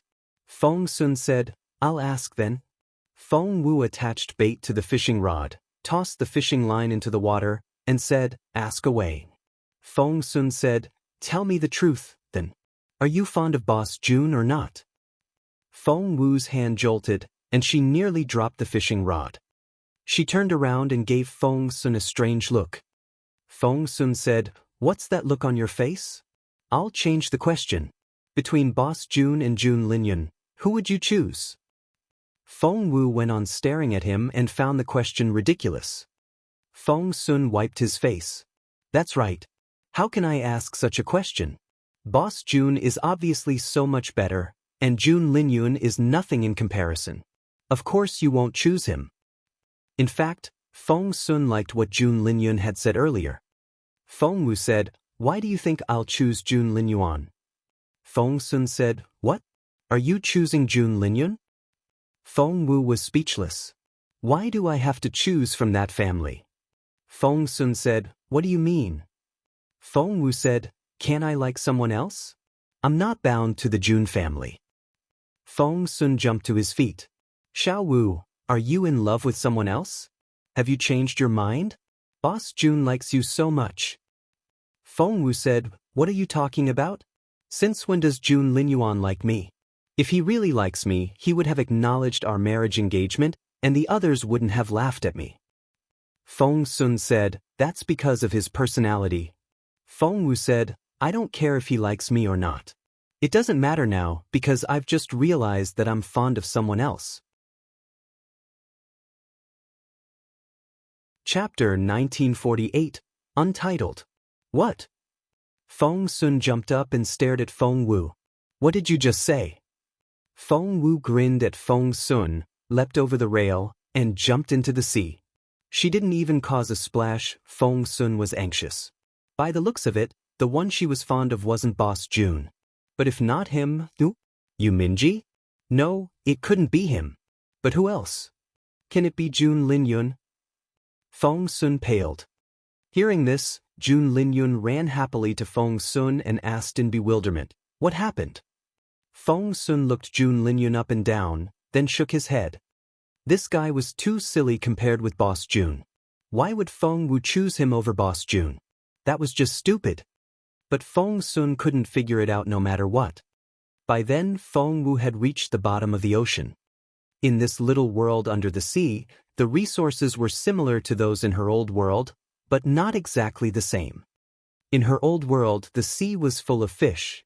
After that, there were other sea creatures such as shrimps, crabs, and other shellfish. But it wasn't like that here. Feng Wu didn't see any fish here, but there were a lot of crabs and shellfish. However, Feng Wu smiled bitterly. It seemed that June Linyun wouldn't catch any fish after all. What a pity. Just then, Feng Sang and Dugu Yamo came back up together with Feng Wu. Feng Wu didn't want to, but the other two insisted. Feng Wu, I know you're smart. Dugu Yamo had to recognize Feng Wu's capability now. Tell me, how many kilograms of food do we have to feed that sea dragon to fill its stomach? Feng Sang looked at her as well. Feng Wu had done the calculations, and she answered as soon as Dugu Yamo asked. If it's not pregnant, 50,000 kilograms would do, but it's storing food for its pregnancy now, so 250,000 kilograms. 250,000 kilograms? When the others all came back to the boat and heard the news, they almost slipped back into the water. Feng Sun stared at Feng Wu. Do we need that much? Feng Wu nodded. That's only the minimum. Feng Sun said, if that's the case, let's get some fish then. If we can catch something as big as a shark, it won't be so hard. I remember that you can lure a shark with blood, so let's use mine. Feng Sun rolled up his sleeve and exposed his strong arm. Feng Sang and Dugu Yamo both gave Feng Sun strange looks. Feng Sun said, I mean it. I grew up eating all kinds of tonic and I have yummy blood. It'll draw the shark here. Just wait and see. Feng Sun was about to cut his own wrist when Feng Wu stopped him.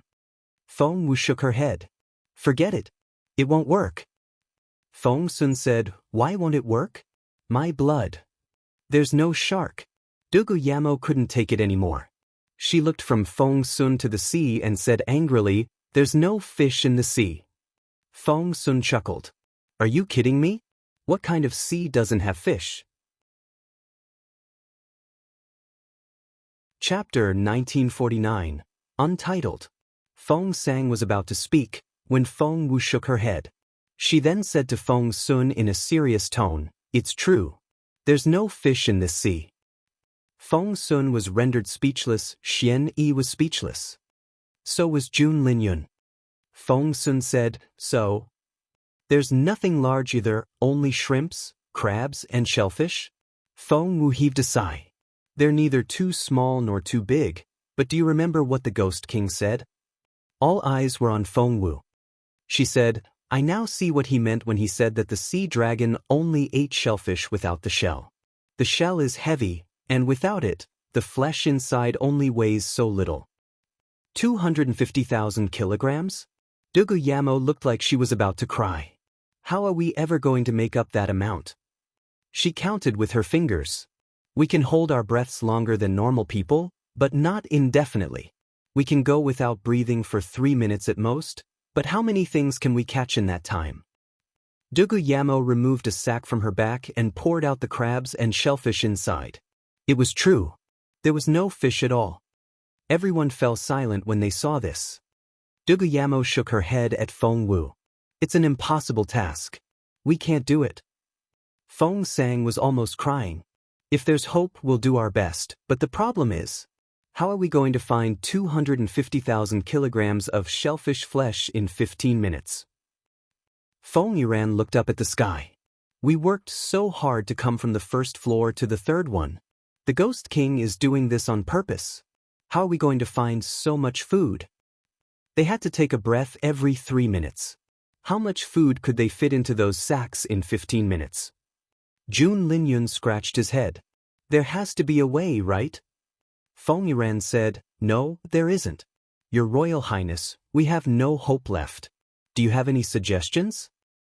Jun Linyun didn't know what to say, because he couldn't think of anything. Feng Sun said, "Too bad that we aren't of the water attribute. If we can go in with you guys, it'll be a lot faster." Feng Wu smiled and opened her right hand. "Have you forgotten about this?" Everyone looked at her hand. A pearl the size of a pigeon's egg lay there, and it was glowing brightly. "The water dragon ball." Jun Linyun cried out. Feng Wu nodded. "This is what I borrowed from the sea dragon. Let's see what it can do." Feng Wu injected her spiritual essence into the water dragon ball. Immediately, it shone even brighter. Feng Wu yelled, "Part the sea for me." With that, the water dragon ball created a gust of wind, which was aimed at the sea surface. The wind was like a sharp blade, which split the sea open. "Part!" Feng Wu bellowed. With that, the wind sank into the sea and pushed the seawater to either side.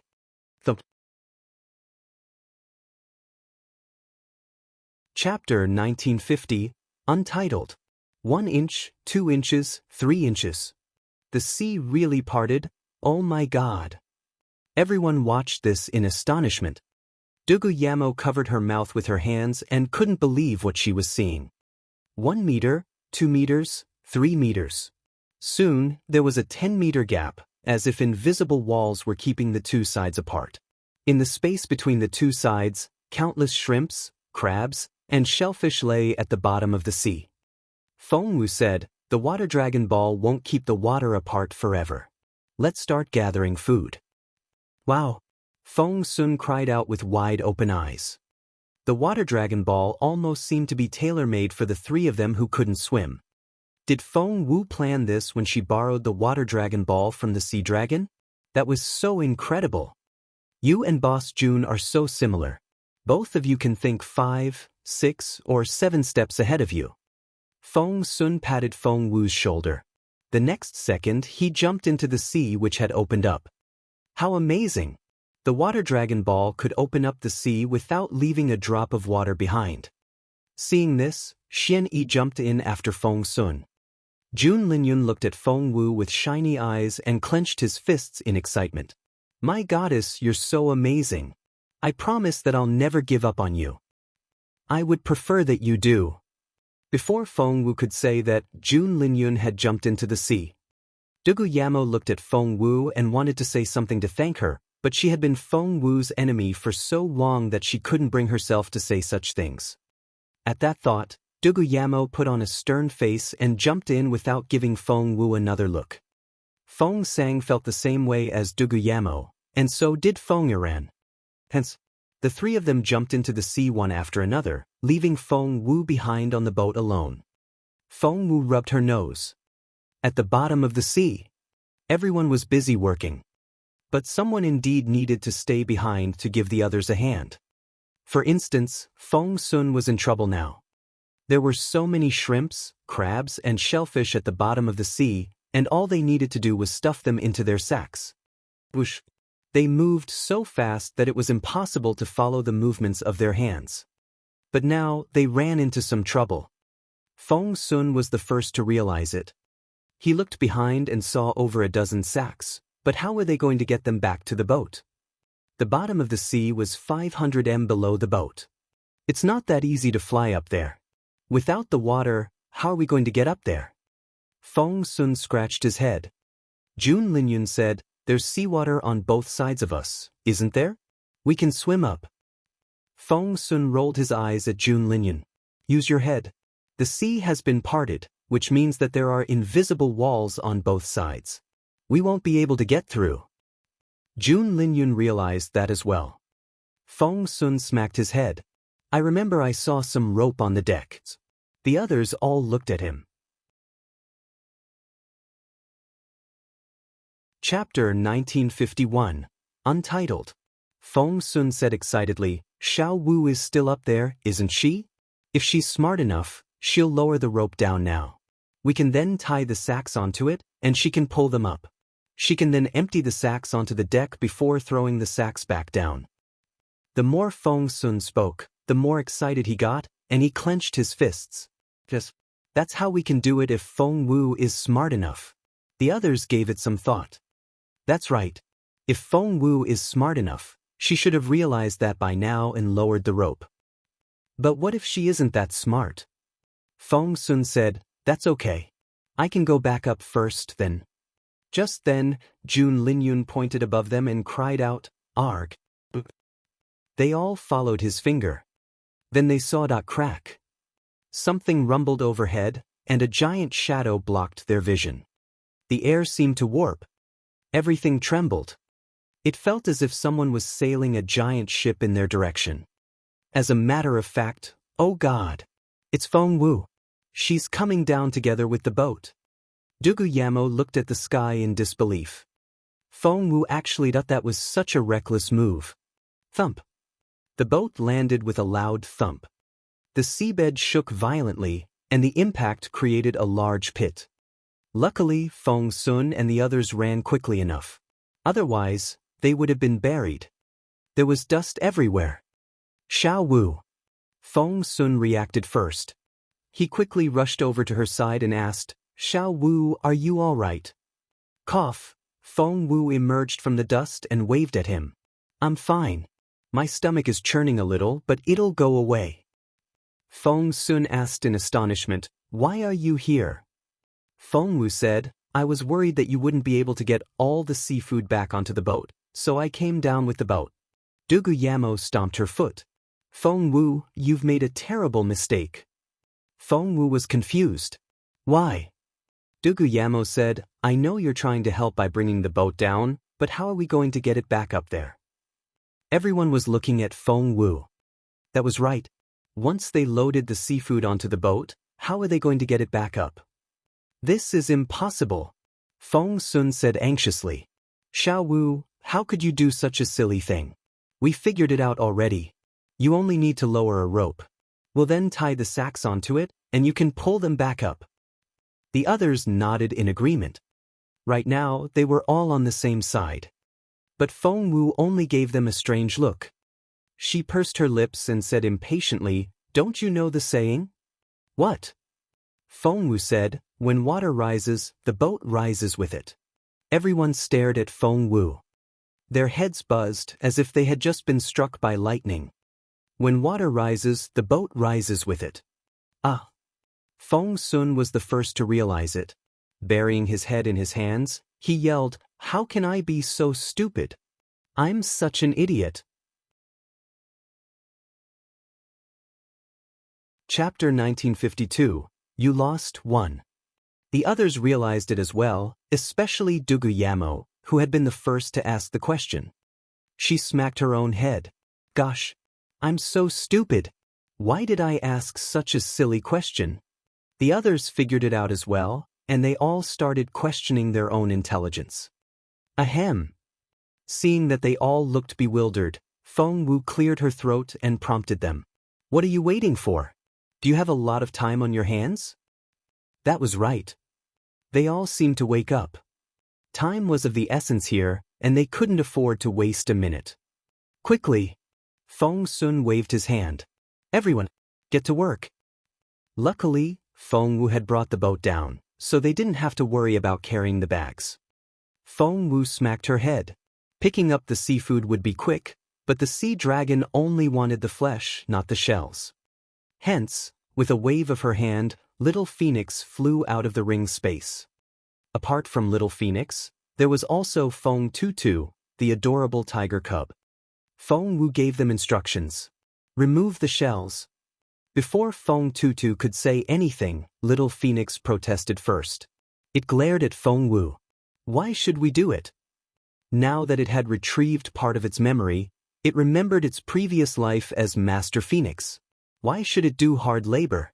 It was humiliating. Feng Tutu understood what was going on. It didn't mind doing hard labor. As soon as it heard Feng Wu's order, it ran happily to her side and sat down.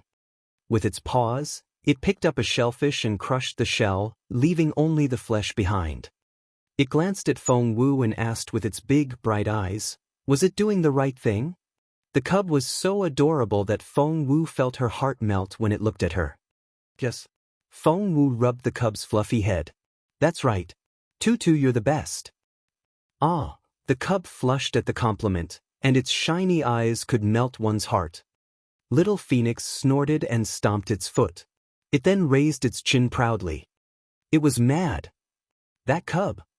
Feng Wu rubbed Little Phoenix's head as well, which destroyed its arrogant image. She then smacked the bird's head. Get to work. Everything else can wait. She walked away after that. Little Phoenix was speechless. She wouldn't even comfort it. Seeing the current situation, Little Phoenix knew very well that their most important task was to remove the shells. Luckily, with its sharp claws, Little Phoenix could remove the shell in one move. The two spiritual pets worked together, one crushing and one prying. The shells were quickly removed. Duguyamo, who was also busy with her work, suddenly smacked her own head. Gosh! The others all looked at her. That sudden outburst was quite scary. Chapter 1953. You Lost Two. Let's start removing the shells. Duguyamo cried out. Have you forgotten what the Black Robe Ghost King said? The sea dragon only wants the flesh. That reminded the others, picking up the seafood was fast. All they needed to do was stuff them into the sacks. But the problem was that the shells had to be removed. I'll do it, Duguyamo said. I'll go with you. Feng Sang followed her. But they couldn't believe what they saw on the deck. Where did the two spiritual pets come from? Duguyamo couldn't believe her eyes. They saw Little Phoenix and the tiger cub. Both were fierce spiritual pets, but they were very obedient now. Both were devoted to their work without even looking up. Whom do they belong to? Duguyamo was amazed. They look very capable, at least much better than either of us. They're both obedient and powerful. You can play with them and use them in battle as well. How wonderful! Do you know who their owner is? Do they belong to the seventh prince? Duguyamo asked enviously. But Feng Sang immediately turned to leave. Hey Feng Sang, where are you going? Answer my question. Duguyamo ran after Feng Sang. Feng sang threw her a dirty look without saying another word. Duguyamo's eyes lit up. Do you know who their owner is? Feng Sang said, Stop it. Duguyamo asked, Why not? They are very impressive. That cub is an adorable thing, but if you look closely, you'll see that it's a spiritual elder. And there's the little phoenix. If it can pass the trial of fire, it'll become a real phoenix. The two animals aren't naturally compatible, but now, they're working together. Other people will be so astonished. Who? Feng Sang said, Feng Wu. Duguyamo looked around. Feng Wu isn't here. Feng Sang took a deep breath and found Duguyamo's remark idiotic. I mean that they belong to Feng Wu. Duguyamo was astonished. Feng Sang felt the satisfaction of revenge, and she smirked. Just, you heard me. The person you've been admiring is Feng Wu. Duguyamo was speechless. Feng Sang gave her another glance before storming off. Duguyamo bit her lower lip, and she was overwhelmed with complicated feelings. That lucky person is Feng Wu. Duguyamo murmured to herself. Suddenly, Duguyamo's stomach lurched, because she realized something. Before, if she heard what Feng Sang had just said, she would be so jealous and angry that she would be grinding her teeth. But now, she didn't feel that way anymore. What did it mean? It could mean one of two things. The first possibility was that she had become Feng Wu's friend, so she had stopped envying her. Duguyamo shook her head. Although she wasn't against Feng Wu now, they weren't friends. And the second possibility was that the difference between them was simply too huge that she could no longer see Feng Wu as a competitor. Therefore, she had stopped envying her. Chapter 1954, Untitled. That conclusion was quite hurtful. Duguyamo's first reaction was to deny, however, that deep down, she knew that the second possibility was the truth. No. Duguyamo held her head in distress. She could admit that on the first two floors, Feng Wu had saved everyone by discovering some unique method, but to admit that she wasn't even close to Feng Wu's level was too painful a reality to accept. Duguyamo fell into pained silence. 15 minutes passed very fast, especially since it was a countdown. 3 minutes left. Feng Sun was filled with despair when he saw what they had gathered so far. Yes, they had found a lot of seafood, but it was nowhere near 250,000 kilograms. What should they do? 2 more minutes left. 1 minute. 30 seconds. The countdown went on. Everyone looked more and more desperate, and they all looked defeated. Just then, they hear a gloating guffaw, which only worsened their mood. It was none other than the Ghost King, who had given them this impossible task. My little friend, have you finished? The Ghost King's giant face reappeared in the sky. He was laughing so hard that his whole face twitched. We're doomed, Feng Sun thought to himself. Well, that was smart. I see that you've pushed the seawater aside. The Ghost King grinned when he saw the space. So, have you finished the task? Everyone fell silent. The Ghost King descended with a whoosh, riding the pregnant sea dragon. He glanced at the food and asked the sea dragon, Is that enough? The sea dragon frowned and shook its head. No. No. The Ghost King pondered. The sea dragon said matter-of-factly, There's 50,000 kilograms of meat here. In a normal situation, it would be enough to fill my stomach. But things are different now. I'm pregnant, so this is only 20% of what I need. The Ghost King looked down at Feng Wu. Kid, did you hear that? That's not enough. Feng Wu bit her lower lip. Immediately, everyone became very quiet. Drip, drip. Time ticked by, and the 15 minutes were soon over. Everyone was panic-stricken. Was that heart going to explode? What would happen? Were they going to die? They were still fidgeting when the Ghost King grabbed the heart at the last second. It didn't explode. Feng Sun and the others looked nervously at the Ghost King and kept trembling. That was because if the Ghost King released the heart, they would all die. Kid, you didn't finish the task on the 3rd floor. Do you admit it? The Ghost King asked in a righteous tone. He had complicated feelings as well. He wanted Feng Wu to win and lose at the same time. He wanted her to win because he was moved by what she had said. If the survival team could turn the situation around and win the competition in the end, it would be a great story. And he wanted her to lose because... Chapter 1955, Survival. He wanted her to lose because the girl was too confident, and too much confidence was arrogance. The Ghost King wouldn't accept the possibility that the girl could defeat him, therefore, the Ghost King gloated at Feng Wu and wanted to know what she would do next. Feng Sun and the others were very anxious. What should they do now? Their hearts were thumping. They needed 250,000 kilograms, but they only had 50,000 kilograms here. That was only 20% of what they needed. Duguyamo and Feng Sang looked at each other, and both were filled with despair. Haha, so you admit that you've lost, right? The Ghost King stared at them. And no one answered. The Ghost King laughed and gave Feng Wu a pitying look. Well, he said, you bit off more than you can chew. This is it. You've lost, so you're all going to die. He almost bellowed the second half of his words. Feng Wu cried out when he was about to crush the heart. Wait. Immediately, all eyes were on her. The Ghost King frowned at Feng Wu as well. Feng Wu smiled calmly. We've lost? Everyone's faces lit up. That was. The Ghost King stared at Feng Wu in bewilderment. Before he could ask, Feng Wu asked, why did you say we lost? Ha, kid, it's too late for that now. The Ghost King smirked, thinking that Feng Wu was only trying to buy more time. Feng Wu stared at the sea dragon and asked, all you need is 250,000 kilograms of food.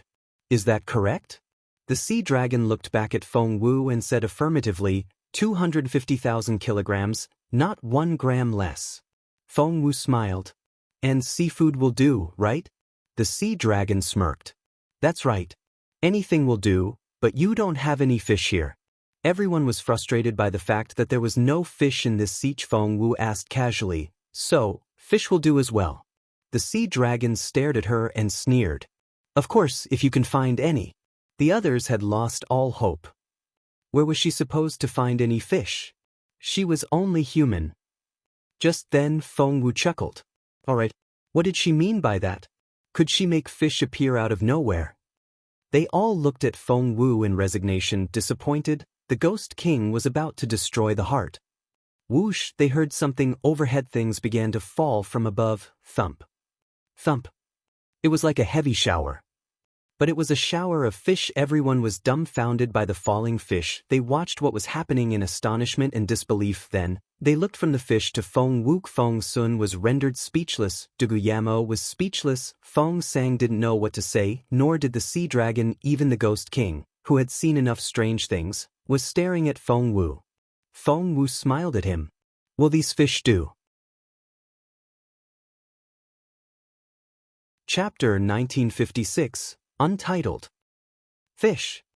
Where did the fish come from? That everyone stared at Feng Wu in astonishment for a very long time. Where did these fish come from? Did she conjure them? How did she do it? Even the arrogant Ghost King was shocked, let alone the others. How did you do it? He stared at Feng Wu. Feng Wu said, what? Is it that hard to do? Was it hard? The others almost cried when they heard the question. It wasn't just difficult.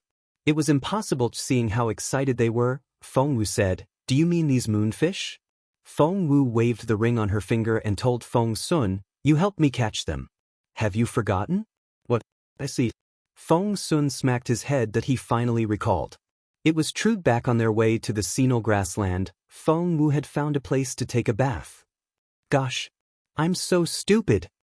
Feng Sun smacked his head again that he genuinely found himself too stupid. How could he have forgotten all of it? That was why Feng Wu had been very confident from the very beginning. She had had a card up her sleeves. Xiao Wu, you're so awesome. You planned 1,000 steps ahead. Feng Sun shook with excitement. You knew you should catch some moonfish on your way to the grassland. How did you plan so far ahead? Feng Sun admired her so much that he found Feng Wu very smart. So smart that she was becoming a second Jun Linyuan. Feng Wu waved at him. I didn't plan that far ahead. Back then, I thought that the moonfish were so nutritious and that the Sinal grassland was so far away from water that fish had to be rare here. So I caught some thinking that I could sell them on the grassland. She then shrugged. And things just kept coming up after we got here. I was so busy that I forgot completely about it. If it wasn't for the sea dragon, I would have forgotten them completely. However, the explanation only seemed to emphasize how lucky she was. She caught some random fish, and she solved a crisis later on with them. What kind of luck was that? Fong Sun was silent. So was Duguyamo and everyone else. Because they didn't know what to say, Fong Wu smiled at the sea dragon. What do you think? These fish are very famous, aren't they? Jun Linyuan himself had complimented how good these moonfish were. Smelling the spiritual essence rising from the deck, the sea dragon knew that the moonfish was worth its fame. That was such a pleasant surprise. But it had to ask for its master's permission first. So it turned around and gave the Ghost King a longing look. If it could eat these moonfish, its future baby would be so amazing. But the Ghost King was so difficult to predict, and no one knew what he was thinking, and no one knew what his answer would be.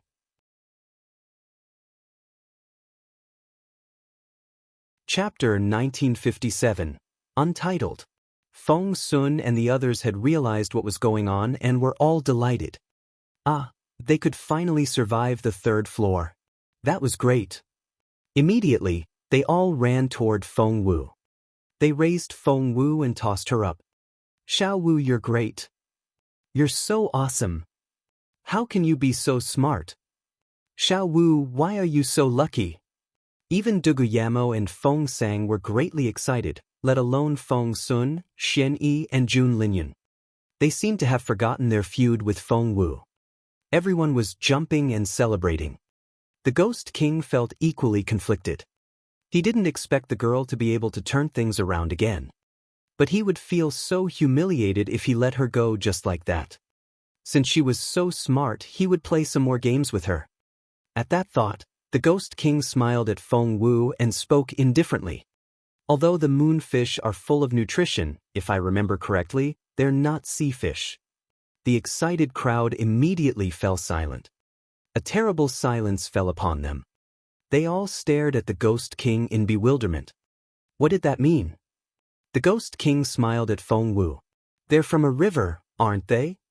Fong Wu said, Are river fish not acceptable? The Ghost King turned her down with a smile. I'm afraid not. Everyone paled when they heard those words. If river fish didn't count, these moonfish wouldn't be counted as seafood. Then they wouldn't have enough food here. The sea dragon gave the Ghost King an anxious glance. It wanted these moonfish, which were much more precious than any seafood. But the Ghost King didn't even look at the dragon. He only smiled eerily at Fong Wu. He wanted to see what this arrogant and stubborn girl could do. Fong Wu smiled. Are you sure? The Ghost King said, Yes, I am. Fong Wu said, Is there no way around it? The Ghost King grinned. No, there isn't. Fong Wu said, Then tell me this. What are sea fish? The Ghost King gloated. Why do you even ask? Sea fish are those that swim in the sea. The next second. Thud. With a flip of Fong Wu's sleeve, the moonfish that was scattered around the deck were all thrown into the sea nearby. Fong Wu was so fast that no one saw it coming. They were all shocked. When they realized what had happened, Duguyamo shrieked. Fong Wu, what are you doing? Fong Sun cried out as well. Xiao Wu. The Ghost King stared at Fong Wu in bewilderment. He frowned and believed that Fong Wu must have her own reason. But no one on Fong Sang's team knew it. Fong Sang cried out, Fong Wu, have you lost your mind? How could you do that? You're insane. But Fong Wu didn't say anything. She only flipped her sleeve again. Thump, the moonfish were scooped out of the sea and thrown onto the deck again. Now they're sea fish, she smiled at the Ghost King. They've swum in the siege. The Ghost King was speechless. The rest of the crowd was equally silent. Fong Wu crossed her hands behind her back and smiled at the Ghost King. Is everything fine now? Chapter 1958. Untitled. Fine. The Ghost King stared at Fong Wu and didn't say a word for a very long time. That he didn't expect the girl to have stashed so many fish in her storage space. Storage space was very precious. but she had used it to store fish. Was everything fine now? Since the Ghost King had specified the terms, he would be discrediting himself if he changed them again. Therefore, he glanced at Feng Wu. "You're a cunning girl." Feng Wu cupped her fists. "I'm flattered." The Ghost King flipped his sleeve. "If I tell you that that won't do it, I don't think you'll be convinced." Feng Sun and the others nodded. "In that case, you've passed the third floor." If the Ghost King had no hope for Feng Wu at first, he now at least had 30% hope in her. Things would be very interesting if she really could turn things around. Before he knew it, what Feng Wu said had taken root in his mind and was slowly growing. Seeing that the Ghost King was going to disappear again, Feng Wu asked, "Can I have the Water Dragon Ball?" Suddenly, the Ghost King's eyes snapped open, and he stared at Feng Wu with cold and sharp eyes. Had the girl learned something? The Sea Dragon protested, "No. Give it back to me." Feng Wu knew that the Sea Dragon was the Ghost King's contracted beast, and it couldn't make such a decision. Therefore, she looked at the Ghost King and spoke like a spoiled little girl. "I don't care. I've given the dragon so many moon fish, so I should get some reward for it. I want this Water Dragon Ball. I want it." The Ghost King looked at Feng Wu in resignation. He was very good at handling his enemies, but she was just a girl, and one that he was growing fond of. He didn't know what to do with her. "The Water Dragon Ball is created with my life force. I can't." But the Ghost King cast a stern look at the Sea Dragon before it could finish. "It's not like you can only have one Water Dragon Ball in your lifetime." The Sea Dragon said, "Master." The Ghost King waved impatiently. "You're going to have a baby soon. Isn't that more important than the Water Dragon Ball?" The Sea Dragon said, "But are you ever going to stop? She gave you so many fish. Are you going to take them for free? Don't be so greedy." The Ghost King did things as he liked. Seeing that Feng Wu had passed 3 floors in a row with more and more amazing methods, he began to like the girl more. So what if he gave her some things? But he didn't know that Feng Wu had figured him out already. The Sea Dragon didn't have a choice but to stay silent. The Ghost King and the Sea Dragon gradually faded into thin air, until they were nowhere to be seen. "Wow!" Feng Sun was the first to react. He ran toward Feng Wu. The others ran to her as well and picked her up. Feng Wu chuckled. "Hey, what are you guys doing?" Feng Sun said excitedly, "Xiao, we are awesome. How can you be so smart? You found so many moonfish, and you passed the Ghost King's test. More importantly..." Chapter 1959, Untitled. Feng Sun said, "As if that's not enough, you asked the Ghost King for the Water Dragon Ball.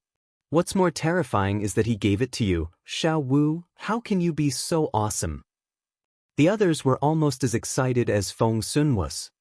In comparison, Feng Wu was the calmest of them all. Seeing the others throw Feng Wu high in the air and catch her before throwing her high up again, Duguyamo couldn't help but smile. Feng Sang came to stand by her side and sighed in amazement.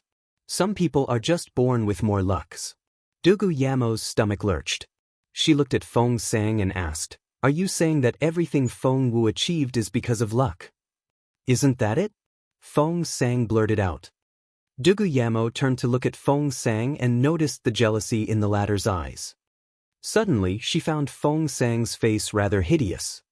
Hideous? Duguyamo's heart raced when she realized what she was thinking. She couldn't believe it. Before, she was just like Feng Sang. She used to be jealous of Feng Wu and kept telling herself that Feng Wu was able to do all those things because she was lucky. Because if she didn't think that way, she would have to admit that she wasn't as good as Feng Wu. But in fact, yes, Feng Wu was lucky, but she couldn't have made it this far on luck alone. Duguyamo suddenly realized that she had begun to accept Feng Wu's success. What did that mean? She was bewildered. What's wrong? Perplexed, Feng Sang looked back at her ally. Duguyamo shook her head. She didn't know what to think. She couldn't understand herself anymore. Meanwhile, Feng Sun had finally finished celebrating. Feng Wu smiled and said, "This is only the 3rd trial, and we have 4 more to go. We'll celebrate after we reach the 7th floor and defeat the chosen team. As soon as she said that, all the laughter stopped. Defeat the chosen team and win the game? Was she dreaming? Don't you believe me? Feng Wu smiled. But that's what I've always believed. Feng Sun clenched his fists. Sure. We'll defeat the chosen team and they can go to hell. Haha. The others became excited as well, except for Feng Iran and Feng Sang. The two of them looked at each other, and both saw contempt in each other's eyes. Defeat the chosen team? This little success had stopped Feng Wu from thinking properly. I wonder which floor the chosen team is on now. Their tasks are much easier than ours.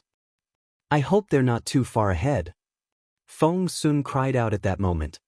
The fog surrounding us has dissipated. Wow. I can see the light on the other side. It's like seeing a building being sliced in half.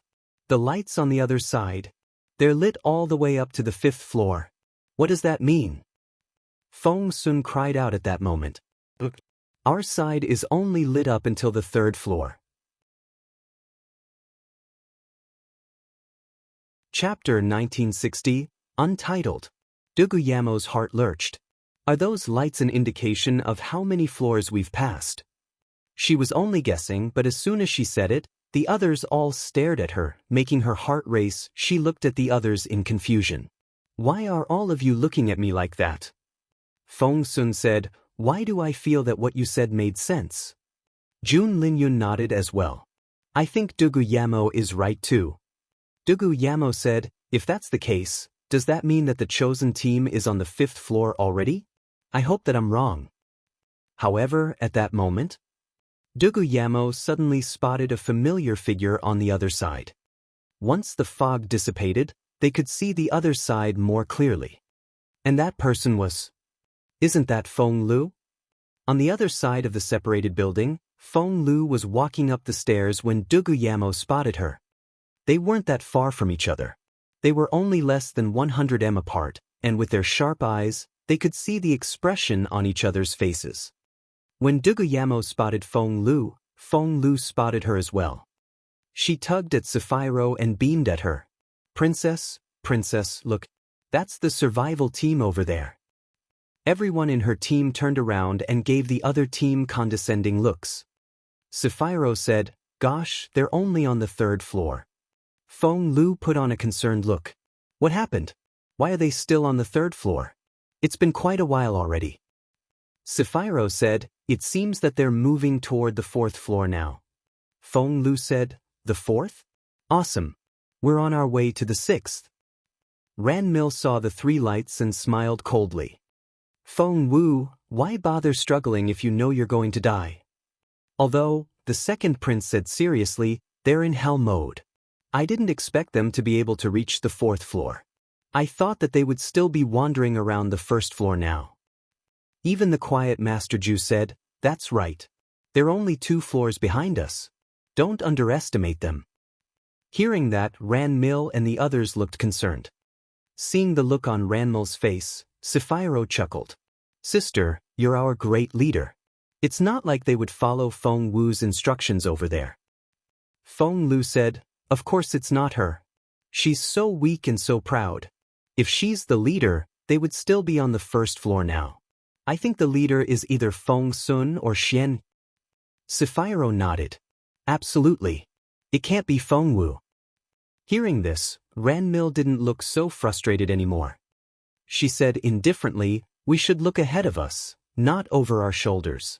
We'll soon reach the top floor. Chapter 1961, Untitled. The others all nodded when they heard that. Ran Mil had completely ignored Feng Wu, and her team agreed that that was the right attitude. Meanwhile, the survival team. Feng Sang looked disappointed. I waved at them just then, but they didn't respond to my greeting. Didn't they see me? Duguyamo rolled her eyes at Feng Sang. Are you that dumb? If we can see them, they can see us. They just don't want to talk to us, all right? Feng Sang was speechless. Duguyamo was concerned when she said, they're already on the 6th floor now, and that's only 1 floor away from the top floor. It'll be so hard for us to catch up with them. Feng Sang was even more disappointed. That's an understatement. There's no way that we can catch up with them. Duguyamo glared at Feng Sang. We have Feng Wu. Feng Sang said, but they have Ran Mill. Duguyamo glared at her. Feng Sang, which side are you on? Everyone stared at Feng Sang in bewilderment. Although Feng Sang didn't dare retort to Duguyamo, she still mumbled, if Feng Wu is better than Ran Mill, why have we only reached the 4th floor?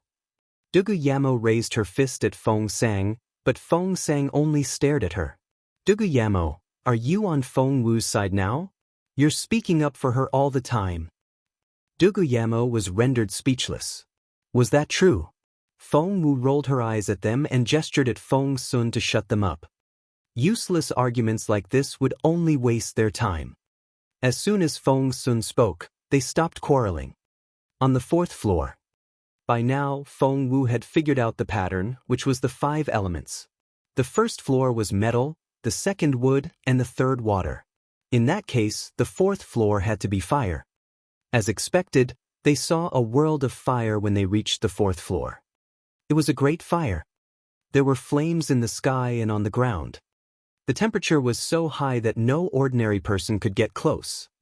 Feng Sang was filled with despair. She bit her lower lip and said grumpily, I've been hoping that this task would be easier. That way, we can catch up with the chosen team a little. But this is more difficult than any of the 3 trials before. What are we going to do now? Are we going to die here? Many of them seemed to have lost hope. But Feng Wu remained unaffected. She studied the conflagration a short distance away. Time slowly passed by. Frustrated, Feng Sang wanted to grab Feng Wu. But Duguyamo had been watching her. Seeing Feng Sang's movement, she immediately stopped her. What are you doing? Let go of me.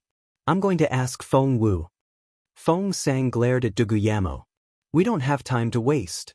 That heart is halfway to exploding, but she's still sitting there. What's she doing? Duguyamo noticed it as well. Everyone had noticed it. Feng Wu was the only reason that they were able to reach this floor practically unscathed. They noticed that all the members on the other team had injuries on them. One could tell that they had been through some tough battles. Chapter 1962, Untitled. Therefore, when they stood hopelessly at the entrance of the 4th floor, they involuntarily turned to Feng Wu for help again. Are you nuts? Duguyamo smacked Feng Sang on the forehead. Feng Wu is trying to figure out what to do. Once she has a plan, she'll be able to lead us forward. Feng Sang glared at Duguyamo. Are you sure she can come up with an idea? How do you know that she'll be able to lead us out of here? Duguyamo said, I don't. Feng Sang said, then why do you? Duguyamo found Feng Sang's question idiotic. What's wrong with you? Feng Wu never promised that she would win the game for all of us. We made her the captain. She's not obligated to do that. To put it in simpler terms, we're all depending on Feng Wu now. She's doing us a great favor if she wants to help us, but if she doesn't want to, we can't blame her for anything. Why do you sound so righteous when you're begging for help? Who do you think you are? Even an emperor's daughter wouldn't talk like that. That rendered Feng Sang speechlessly, and she stared at Duguyamo. She had realized that she was too agitated, but impending death only made her panic, which made her even more distressed. Duguyamo, you've changed. You're taking Feng Wu's side all the time now. You've become her minion. Feng Sang tried to set Duguyamo against Feng Wu. The old Duguyamo would have jumped up in rage by now, but after her brother's betrayal, Duguyamo could think more clearly now. She smirked. Feng Wu is wise, level-headed, and resourceful. I'm proud to be her minion. So what? Feng Sang pointed at Duguyamo with a shaking finger. Cut it out. Look at Feng Wu, Feng Iran reminded them. At the same time, Feng Wu she slowly walked toward the center of the flames. Isn't she going to get burnt? Although she was of the fire attribute, the fire was so big that even Feng Sun didn't dare to get closer. Not only had Feng Wu walked in, she also didn't seem to be affected at all. What was going on? They knew nothing about Feng Wu's two spiritual pets. Both were of the fire attribute. As Feng Wu marched forward, the two pets sat on her shoulders and absorbed the flames with all their might. It was the purest form of abnormal flame. To them, this was the greatest tonic. With each mouthful they absorbed, their capabilities increased significantly. They were so excited that they trembled from head to toe. Level 7 Spiritual Elder, Level 8 Spiritual Elder, Level 9 Spiritual Elder. If Feng Sun and the others could see this, they would be so jealous. Feng Wu walked to the source of the fire, where she stopped. From afar, she looked like a goddess of fire. The others watched in amazement as she was bathed in flames. How is Feng Wu able to walk in the fire? How? Chapter 1963, Untitled. Did you see that? When she walked, the flames automatically parted in front of her. That was how she was able to reach the center. They parted for her? Feng Sun and Xian Yi had clearly seen that Feng Wu's spiritual pets were clearing the path for her, but they didn't want to tell the others, especially not Feng Sang. They were still taking precautions against those two people. Meanwhile, Feng Wu had entered an incredible state. She knew that the fourth floor was a giant Bagua diagram. There was yin and yang, fire and water, and black and white. The diagram began to turn in her head. Suddenly, she sat down cross-legged and started cultivating. Is she cultivating? Feng Sang was shocked. She watched in disbelief. She couldn't understand why Feng Wu would start cultivating when everyone was waiting for her to get them out. Does she even know what she's doing? Feng Sang pointed at Feng Wu in disbelief. If I'm not mistaken, she's cultivating, isn't she? She sat down in the flames. Does she have to do that now? Isn't she in a hurry? Doesn't she know how worried we are? Feng Sang glared at Duguyamo as she spoke. Duguyamo didn't know how to defend Feng Wu this time. Even she began to be suspicious of Feng Wu now. Feng Sun stared at Feng Sang. Xiao Wu had an enlightenment, so she needs to cultivate. If you have a problem with that, you're free to walk away. Off you go. Feng Sang was speechless. Feng Sun said, no one is stopping you. You can leave now. And the rest of you, feel free to leave. If you believe in Xiao Wu, stop nagging and wait here. Otherwise, be quiet. The Ghost King might be eavesdropping. Because when Feng Sun said those words, another passageway appeared, leading to another building. Words also appeared on the corridor. Discontent members are free to go their separate ways. Seeing this, Feng Sun laughed. He pointed at Feng Sang and said, see? That's from the Ghost King. Aren't you unhappy with Xiao Wu's leadership? You can go. The exit is right there. He even gave her a little shove. Feng Sang was speechless. Her face paled and she wouldn't move an inch, fearing that Feng Sun really would push her into that corridor. Even Feng Yiran wouldn't utter a word, let alone Feng Sang. The room finally quieted down. Feng Wu had no idea of any of this. Right now, she was cultivating. But she wasn't working on her spiritual essence. She was working on a major stance. Feng Wu had always been good at the fire attribute. When she walked toward the source of the fire, she had sensed the spirit of fire underneath. She wondered what would happen when the fire attribute was combined with the guardian of the earth. She was looking forward to it. But she knew that she had to make it quick. Chapter 1964, Untitled. Feng Wu realized that her pets were absorbing the flames way too fast. The cub was only taking small bites, but fire was pouring down little Phoenix's throat. As it swallowed, the flames around them disappeared at a tremendous speed. Feng Wu knew that she didn't have much time before the heart exploded. Therefore, she used the fire to practice ground fire, which was a very powerful stance. She had learned 6 stances of the Guardian of the Earth and had reached perfection in ground control, the AoE stance. Right now, she needed to combine ground control with the fire attribute. As time ticked by, Feng Sun and the others became more and more anxious. Just then Feng Wu cried out, "Ground fire, Crack. With that, she successfully controlled all the fire in the room, which all stopped moving. The others were all astonished. The flames had stopped moving at her command. That was so incredible. Just then Feng Wu cried out again. Ground fire. Extinguish. Whoosh! All the flames in the vast room disappeared.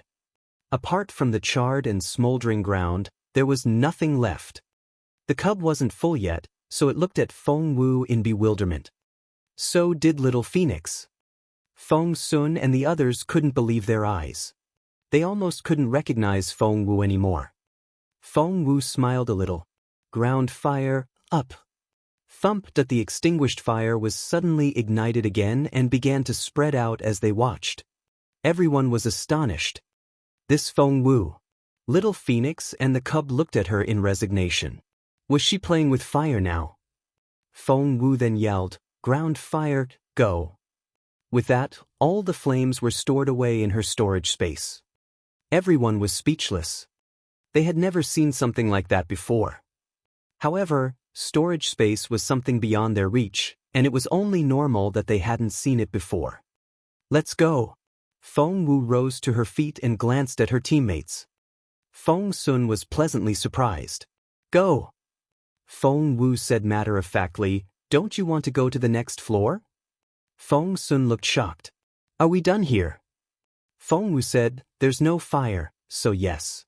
Look, the stairs are right over there. With that, she walked toward them. Everyone was speechless.